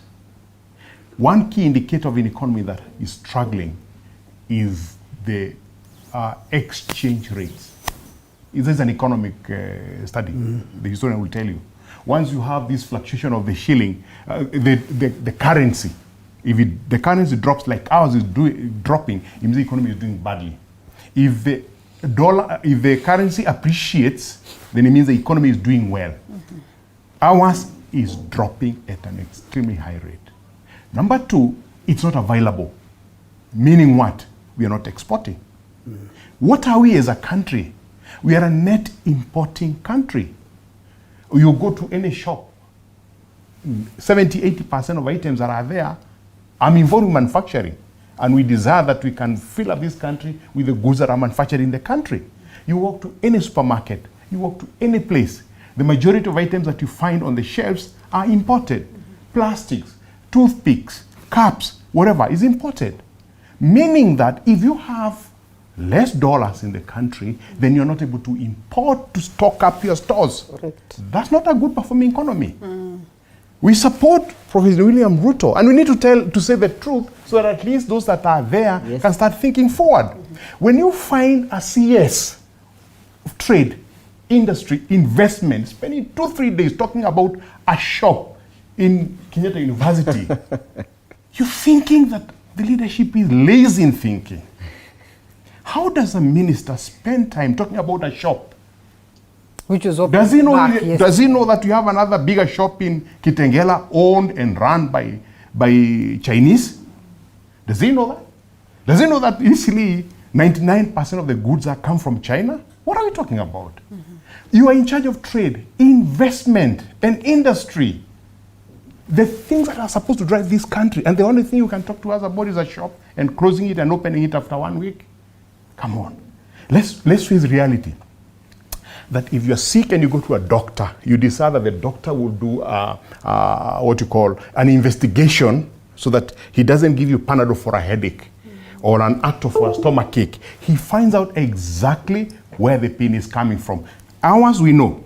One, we have a natural calamity. Can we do something about it? Yes, on a long-term basis, we can start planning today. There's a short-term problem now. We don't have food. Talking about a stable economy will not put food on anybody's table. Yes. We must start thinking, how do we put food table? You're not the one responsible for causing that situation. Because unfortunately, we spend so much time talking about it to kind of throw it away from ourselves. You know, we are not the ones who cause this thing. It's reality today. What do I do to put food on the table? I have said many times, building affordable houses is not an economy solution whatsoever. Interesting. And Raila and Co. Just make one sentence. Yes, engineer. I said that when the Kenyatta regime, they are going to build housing. A government's role is not to build people's houses. A government's role is not to go and fish for the people. It's to teach them how to fish. If you drop the interest rate, use that money, give to the bank, drop that the interest rate on mortgage to 5-6% like the rest of the world does, Kenya will build their own houses. Get out of business. You can't as a government. Professor. Oh, Professor. Patia engineer ile kitu wanakunywanga nitalipa. Professor, you better perform proper so that as well yako ilipwe, sindio? So here we are. And Raila in his element and core will say that now we'll treat the government to some mass action. We will mobilize. And we keep saying here that we might look at this as something that is just kawaida, Raila. But then again, if he were to mobilize like 3 million people and they proceed to Parliament, to State House, there's going to be a problem, clearly. Well, Raila is an expert on creating problems. Oh, so this is a creation of problem or trying to find... he's very good at exploiting situations. Yeah. That is in his nature. And if he didn't do that, you wonder what has gone wrong somewhere, because it's his nature. So when he says, I'm going to mobilize 3 million or 10 million or 1 million or whatever, it's part of his DNA. Whether it happens or not is another matter. And of course, trying to take advantage of the problems that Ruto is having. And Ruto is having problems. Apart from the environment, which is not his doing, there are some things that cannot escape him. The optics, the images they are projecting. This idea that the country is a company of a few people is a terrible image. It's terrible. Because now, if it's a private company, what are the other people doing in there? And when the impression of the Deputy President, Rigiji, when he was talking about it, and then he has this phrase he likes saying, iko nini, yeah? Iko nini. Interesting phrase. But saying that only those people whom he knows supported him will be accommodated. The voting was a secret ballot. How do you know who voted which? How do you know? The other thing is, the impression being given is that competence is irrelevant. It's a terrible image. It's okay to say we want loyalty. In fact, there should be loyalty. But the first item is the person competent to handle this kind of assignment? And it appears that competence has been thrown out of the window. Instead, you have cronyism being emphasized. And so when the Deputy President says, we are going economy, so you just put whether they fit or not is not the issue. The consequence of that is that the work is not being done, or the way it should be done. So there is no delivery of the manifesto or the desires. You can talk very well about some things, but there is no delivery that's visible, because in some instances you have incompetence leading the way, and sometimes lack of clarity in terms of thought. So if you have some projects being led by people who are not clear, it's not going anywhere. Then we have this element. You see, there are two levels of government. I'm not talking about the county and the national, no. I'm talking about the elected government and the permanent government. The permanent government, these are the bureaucrats. They don't change with the regime, although sometimes regimes try to change them. And it's true that the elected people come with their own, whatever they dream to do. But the implementing organs is the permanent government. And that's why we have these rules, although we've seen there some attempt to change some of those, say if you are, get out. And then if you remove everybody who knows how the system works, then you are left with a shell that cannot deliver. There is that danger right now that the government will become malfunctioning because of the perceived incompetence of the people put in that places, in those places. So that's something that Ruto and Rigiji and the others need to pay attention to. that you do not know how people voted. Sometimes even the people who are saying they are for Ruto baby, they even voted the other way. You don't know. It was a secret ballot. So I would say before you start talking about cronies, look for competence. The right person for a particular, to ensure delivery. If the person does not deliver, remove them. But get the competent people. And if I may add here, maybe something not very nice to say. I think we made mistakes in some instances as a country. This idea that the president can be told to hire certain people is terrible. Saying everyone must go through PSC, it's ridiculous. Because a PS, these are policy-making people. The CAS is a policy-making person. And there are some categories where to tell the president he must be given, take these people, is nonsense. So they should revert this and say, to the way more used to do, okay, back here, you identify the person you want in a particular place. Because that person is competent for that. Put the person there. Of course, you can vet them. Yeah. Once they are nominated, I have no problem with people being vetted by Parliament. I have no problem with that one. But I have a lot of problem with some people saying that somebody sitting in the PSC is the one to decide who the president should appoint as a PS. I think it's ridiculous. Or the CAS. So maybe we need to rethink that and say we are messing up. The president, whether he's good or not is not the issue. He was given the mandate by the people. So let him choose his people. And if he chooses dumb people, that's his what? His problem. So, and I think then we will be able to rectify some of the things you are saying, whereby, I mean, you ask the PSS, about 5,000 people say they want to be PSS. You know, it's ridiculous.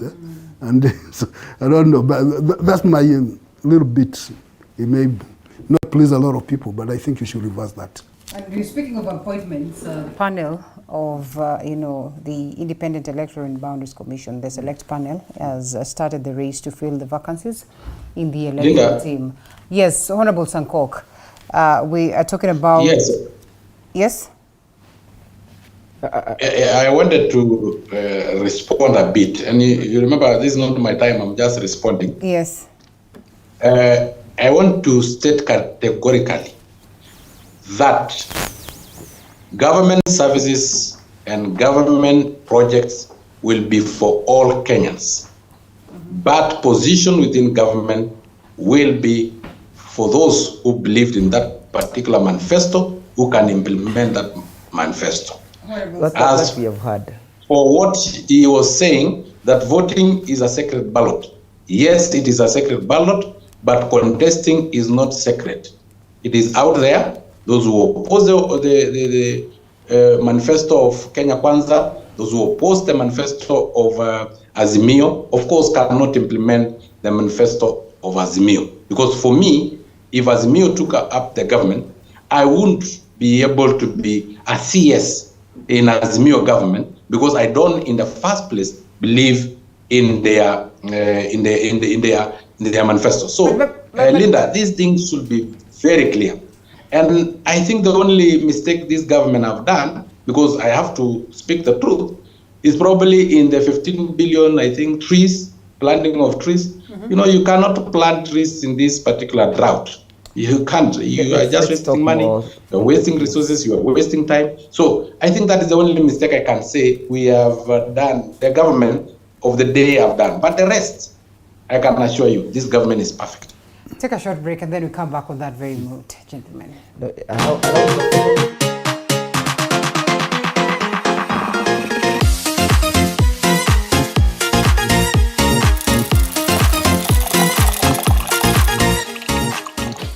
You are watching TV 47, the home of untold stories. Sona moja imetengenezwa kwa njia spesheli ili kupambana na maumivu kwa haraka. Sona moja ina aspirin kama kiungo, Sona moja, kitulizo kamili. Maumivu yakizidi, pata ushauri wa daktari. Are you looking for a college that will shape your future career? At Candy College of Beauty and Applied Sciences, we offer advanced courses with personalized attention to our students. Come and get your diploma or certificate in cosmetology, hairdressing and beauty therapy, diploma in community development and social work, or certification in catering and accommodation operation. We also offer diploma in nutrition and dietetics and many more. All of our graduates have secured employment in the job market, while others have gone into entrepreneurship. What are you waiting for? Join us today. For more information on how you can enroll, visit us at the London Beauty Building, 5th floor, Taveta Road, Nairobi, or call us on 0726 031 109 or 0784 515 606. Facebook, Candy College of Beauty and Applied Sciences, or on Instagram, Candy College of Sciences. Our January intake is ongoing. Candy College of Beauty and Applied Sciences is the cutting edge college. Usiyakubalie maumivu ya misuli kukatiza ratiba yako.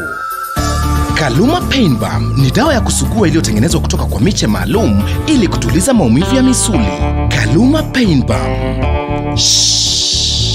Maumivu yakizidi, pata ushauri wa daktari. You are watching TV47, the home of untold stories.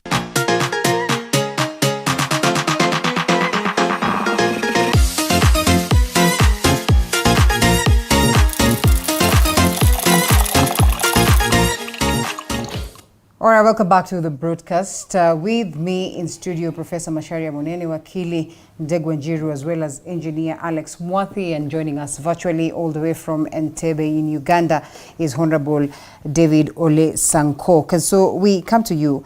Was it to you, Wakili, or is it? Prof had a train of thought at your switching. No, I think Prof. Okay, then let them pick up. Yes, then let me just pick up the from select panel. What you have just raised. Yes. And I'm so humbled that you brought me these two noble men who were able to discuss concrete issues. Yeah. Please, one Mheshimiwa Sankok does not become a great man by maligning people's names or referring to me as a villager.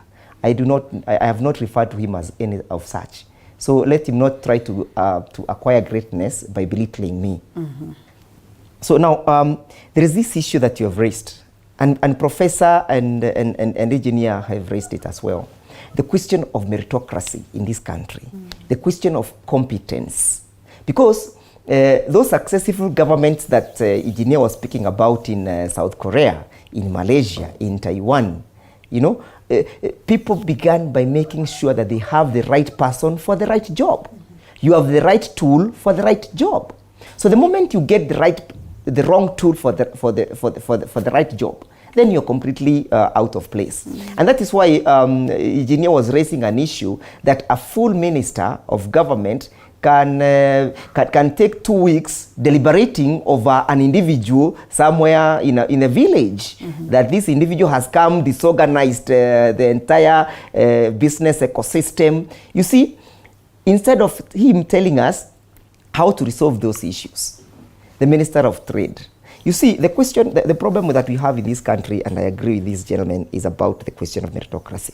Look at that panel that has been now constituted to come up with the IBC commissioners. You know, the IBC commission is not just any other commission. It's a very serious commission that is supposed to come up with a strategy and a policy of upholding people's sovereignty. There was equally a process to get... Yeah, there was equally a process, yes.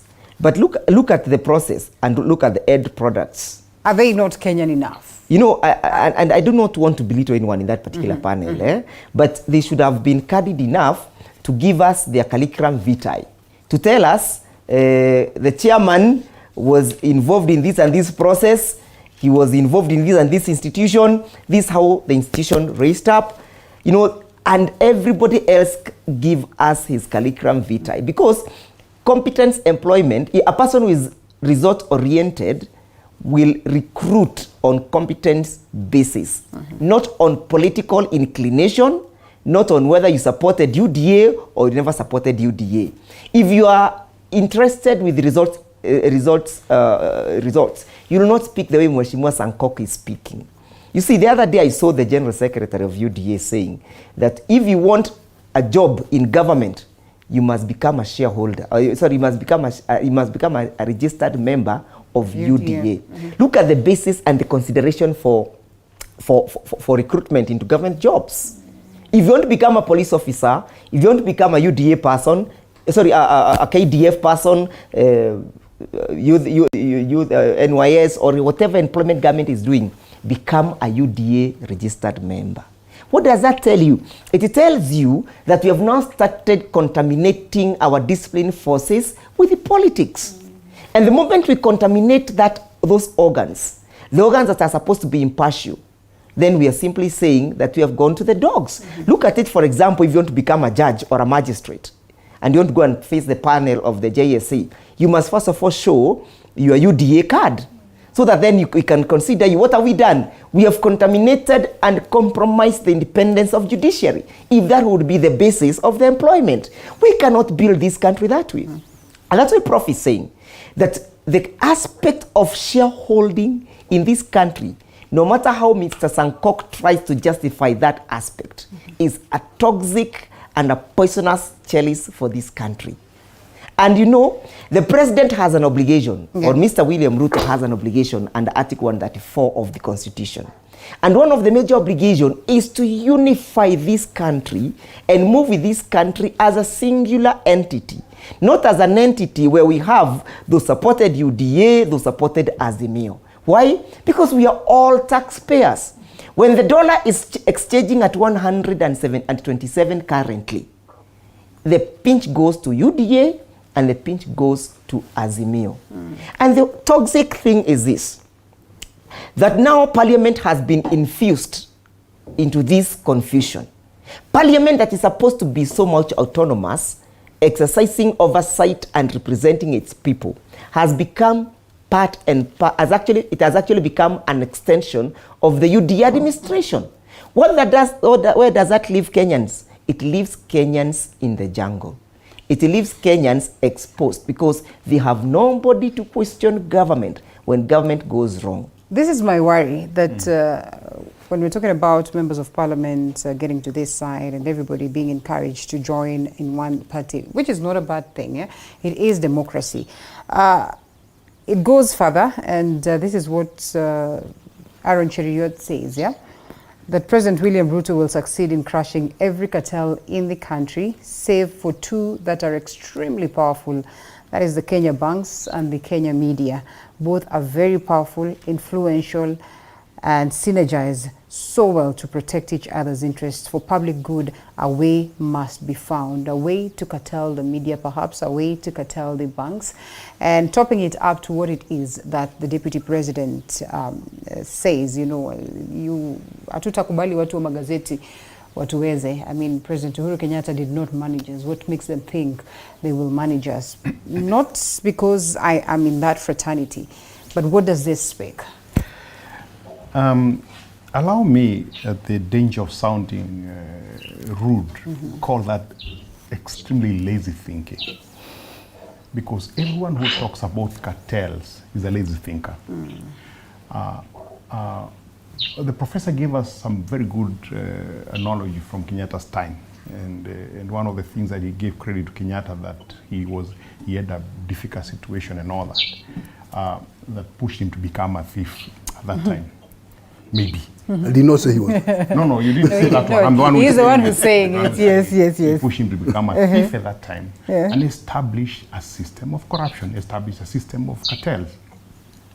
When Kibaki became president, he was faced with one problem, that the banks were a cartel at that time.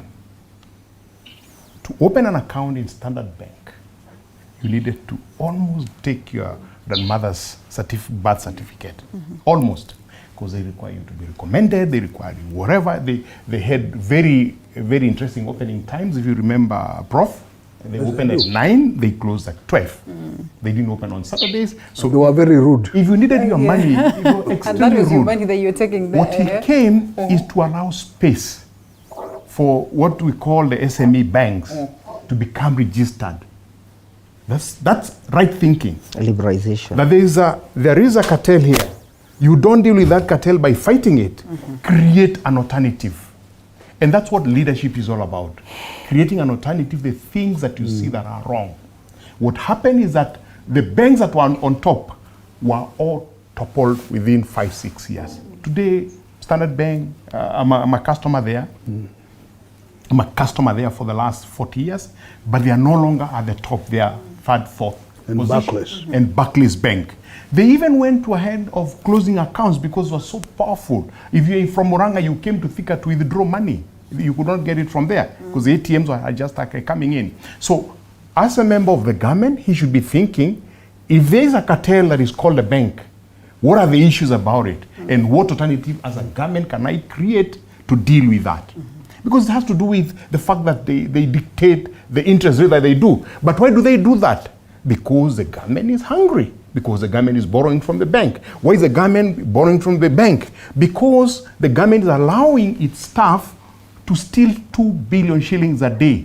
Maybe it's gone up since the last time it was mentioned by Uhuru Kenyatta. Maybe it's gone to 3, which means 1 trillion shilling of the 3-4 billion trillion budget. Wakili thinks it's not gone there because we have not had any reports, or it's in the making. Is in the cooking. Okay. So those people, so they are withdrawing. Yeah, no, not at all. So hence, this government has to start thinking, how do we get solution to the issues that we have? And stop sitting on laurels like we are being told now that the economy is doing well. Mheshimiwa Sankok, the economy is not doing well. We've got to face it. We deal with the Kenyans on the ground on a daily basis, and people are struggling. There are many families that we are feeding. Yeah. We know that for sure. Okay. So let's not pretend. And the only way to treat ourselves is to admit that and start dealing with the issue. If there are cartels, let's not be lazy in thinking. Let's think, how do we deal with those cartels by creating an alternative. Yeah. And Mheshimiwa Sankok, I'll come to you shortly. Let's allow Professor say something. Yes, Professor. Yeah, to agree with the engineer, the president needs help. And the help he needs is of the mind type. He needs new thinkers. And he surrounded himself with some people who's thinking. Very many of them. Yeah, very many of them whose thinking may be limited. Okay. So we need to open up to see the real challenges that the country is facing, and to limit some of the statements that are being made left and right, that are very discouraging and disuniting. He's supposed to be uniting people. And so some of the statements, you say now, why? He has done well. Occasionally he calls his ministers and PSs and tells them, I want you to do the following. So a regimentation process.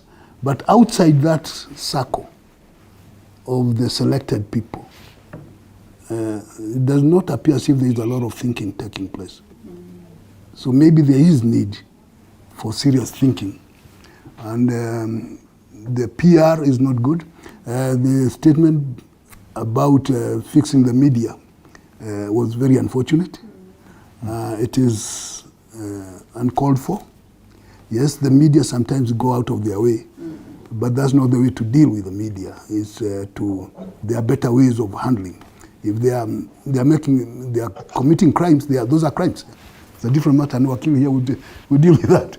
But you don't say you're going to fix as a blanket the media for not towing the line, and I don't know which line that is supposed to be. The banks, yes, Kibaki dealt with the banks very well, not by talking. He just allowed more banks, small ones. Such that there was a time, I remember, the big banks came on the streets to beg people to open accounts. Well, before they were refusing, actually being very rude to potential customers. So there is a way of dealing with things by thinking fresh, which seems to be lacking now. There is need for re-evaluation of almost everything. Yeah? Every ministry needs reassessment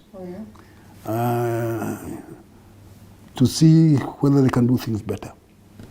As for the economy, if we borrow things from some outside countries, how did China become powerful? economically. First of all, they produce for their own people. Whatever is needed in the country for your people instead of importing. When there's surplus and then you can release it. Then when you have surpluses, you can give it to other people. Yeah. So the need to import things is minimized by manufacturing for your population. We have a market of 50 million people in Kenya right now. So if we had a deliberate policy of manufacturing for Kenyans and then the East Africa. One of the tragedies we have right now, we are told that there is a shortage of wheat. Why? Because some Wazungus are fighting in Ukraine. It's a tragedy. Because how did you come to that point that you depend on the wheat from Ukraine or Russia? It's because somebody messed up. We have big lands here where we can grow the wheat. We can grow other things. So how did we end up with that scenario? It's an indictment to the policymakers. And they should not give us the excuse that there is fighting in Ukraine. Right. So there is need for total rethinking in order to move forward. All right. Allow me just to put some perspective. It has to be very brief because of so time. Mr. Sankok can justify the unjustifiable and defend the indefensible. Linda, look at this. He's requested for a minute of your time. Yes. Do you know why there is an attack on the media and the banks? It's because there is an attempt to make sure that there is a competition of them who never had to now have. Okay. They want to own those banks, they want to own these big media houses, and they want to control the economy. For example, if you know the biggest scandal that is now coming is a fuel scandal. Now there is a tender that has been advertised. Are you prophesying doom? No, it is there. Okay. It is there. Yes. There is a scandal that is being hatched and it is being brewed and has been consummated and incubated. How? They have now said that the government will procure oil not through the OMCs, oil marketing companies, but government to government. So the government of Kenya will contract the government of perhaps Saudi Arabia or whatever oil producing country or Nigeria to sell fuel here. But now, because that is a foreign entity, the tender supposes or presupposes or proposes that now that foreign entity, that now government or supplier, must have an intermediary in Kenya. Say, for example, you or myself or professor or engineer. That intermediary is to be appointed and nominated by that foreign entity. That foreign entity is not advertising for the recruitment of this nominee. So there will be So what will happen? They will go to the list. They see Linda is a UDA member. Linda supported us during the campaigns. Linda is loyal to the government. I nominate Linda. What is this doing? This has made sure that the small market oil marketing or the big boys will now not import fuel directly from wherever they want to import, but they will now buy oil and sell to these outlets from this intermediary. What does that tell you? It tells you a big scandal is looming. And that is why the newspaper that is why conveniently there is no report about corruption. Why? Because corruption is no longer a vice, is not a bad thing anymore. It's a good thing. Well. Interesting. In this country. Honorable Sankok. For the last time. You're there. It's your turn. Honorable Sankok. Honorable Sankok, we're listening to you.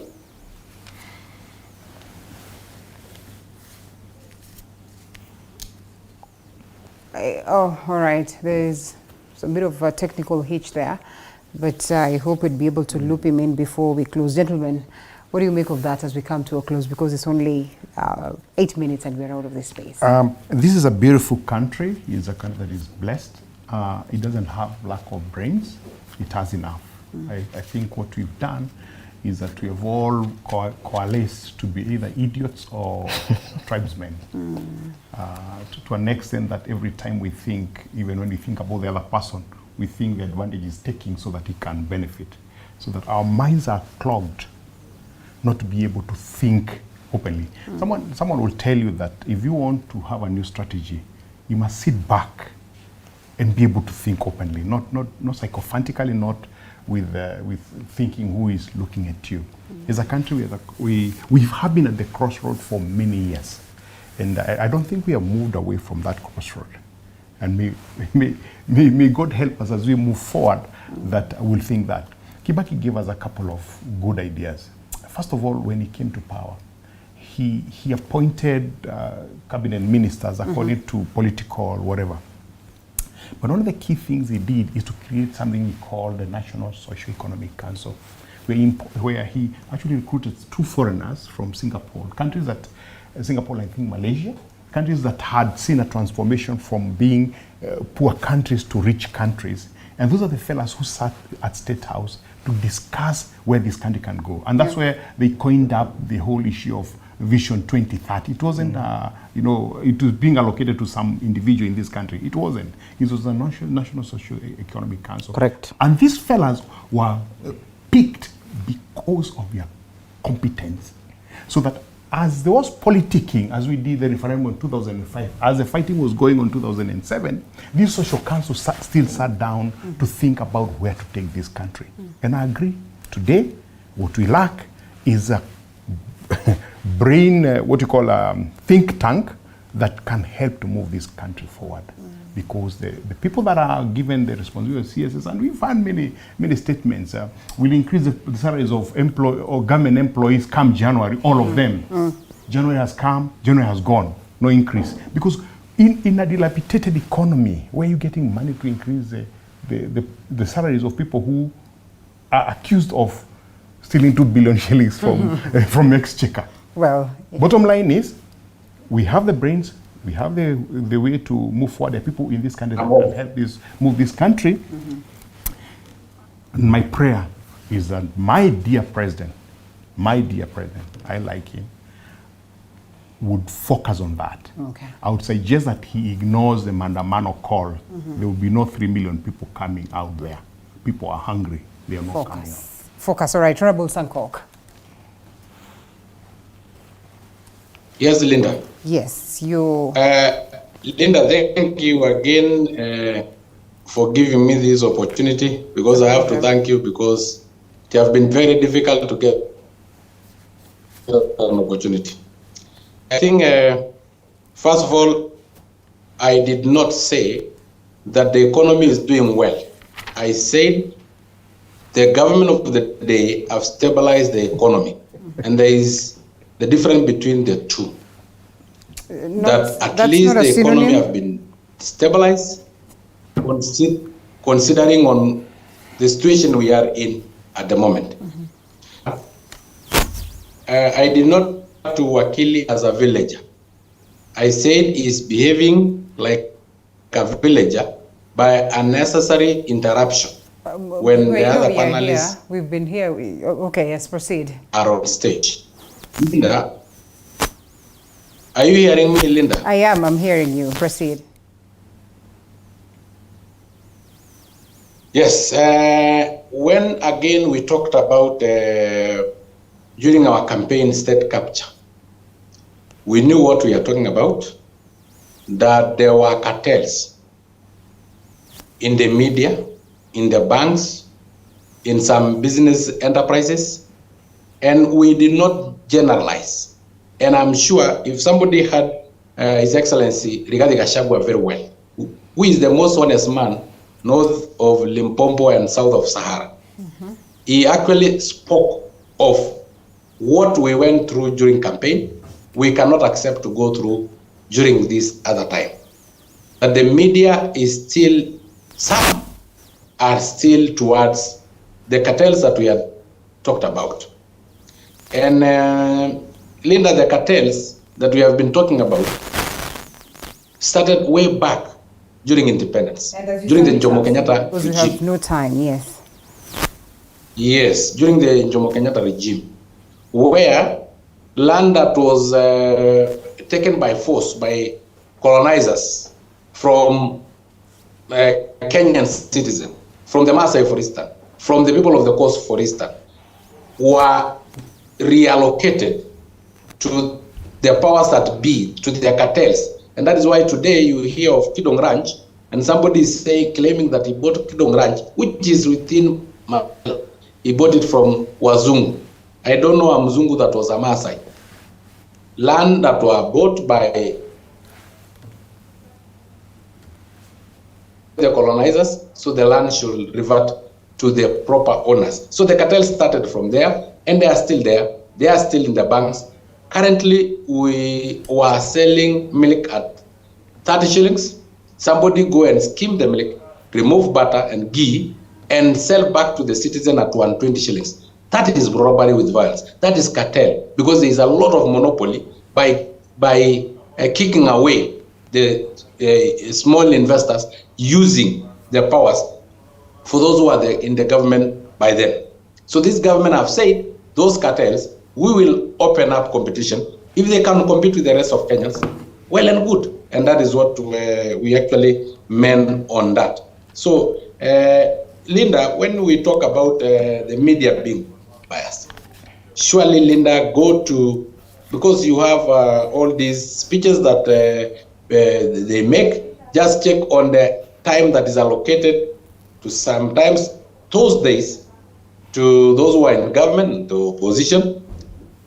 Check today the time allocated to those in government and the opposition, and then we'll be able to know where the media biasness is. And it's not actually us, it is the Communication Authority of Kenya which came up with a survey and saw that the media was biased towards the Kenyan ones. Well, fair enough. Let me take it away from you because of time, yeah? So we can allow Professor and Wakili a minute to as well give us their parting shots.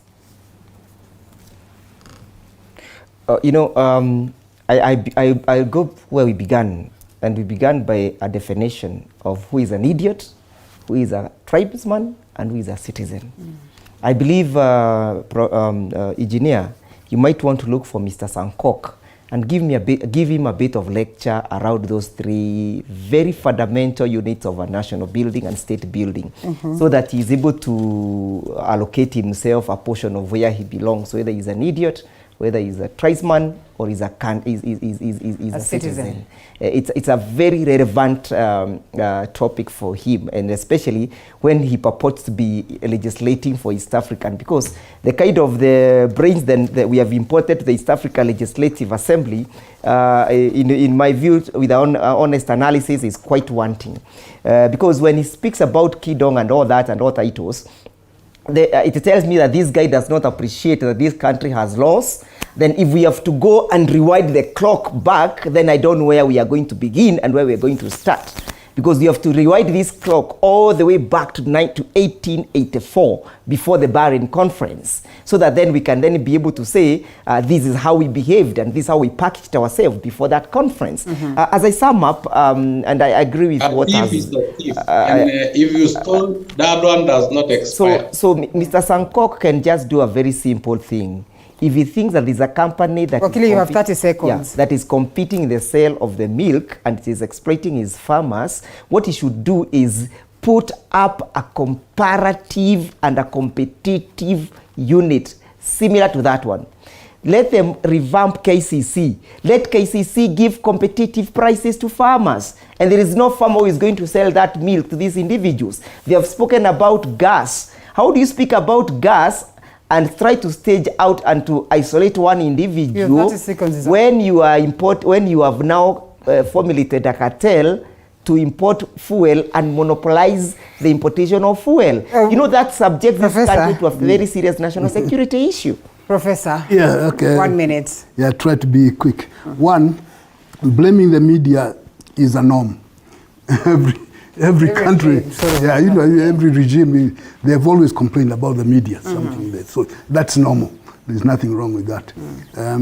Second, Kenya is a British creation. Okay? There was no Kenya before 1895. There was none. And it started off as they call it British East Africa, and then it became Kenya, and eventually it became Kenya. You know, so, but it's that creation. So within that creation, a lot of things have happened. New laws, new entitlement. We are not talking about being Tanganyikans, where there are also people we can identify with, or Ugandans. So everything must be done within the context of Kenya. And if it's not done within that context, we are messing up. Professor, as we sum it up, yes, we have to close. I think President Ruto needs to avoid appearing to be vindictive, because that impression is there. And if he is seen to be vindictive as opposed to being a leader, then he's losing it. And we don't want him to lose it, because then he will not be able to deliver. Right. So that would be, but otherwise he should not worry too much. We're on course somehow. Yeah. Okay, Professor Macharia Munene, political historian, thank you so much for your insights, as well as constitutional lawyer Ndegwa Njiru, and lastly, Alex Mwathi, political analyst.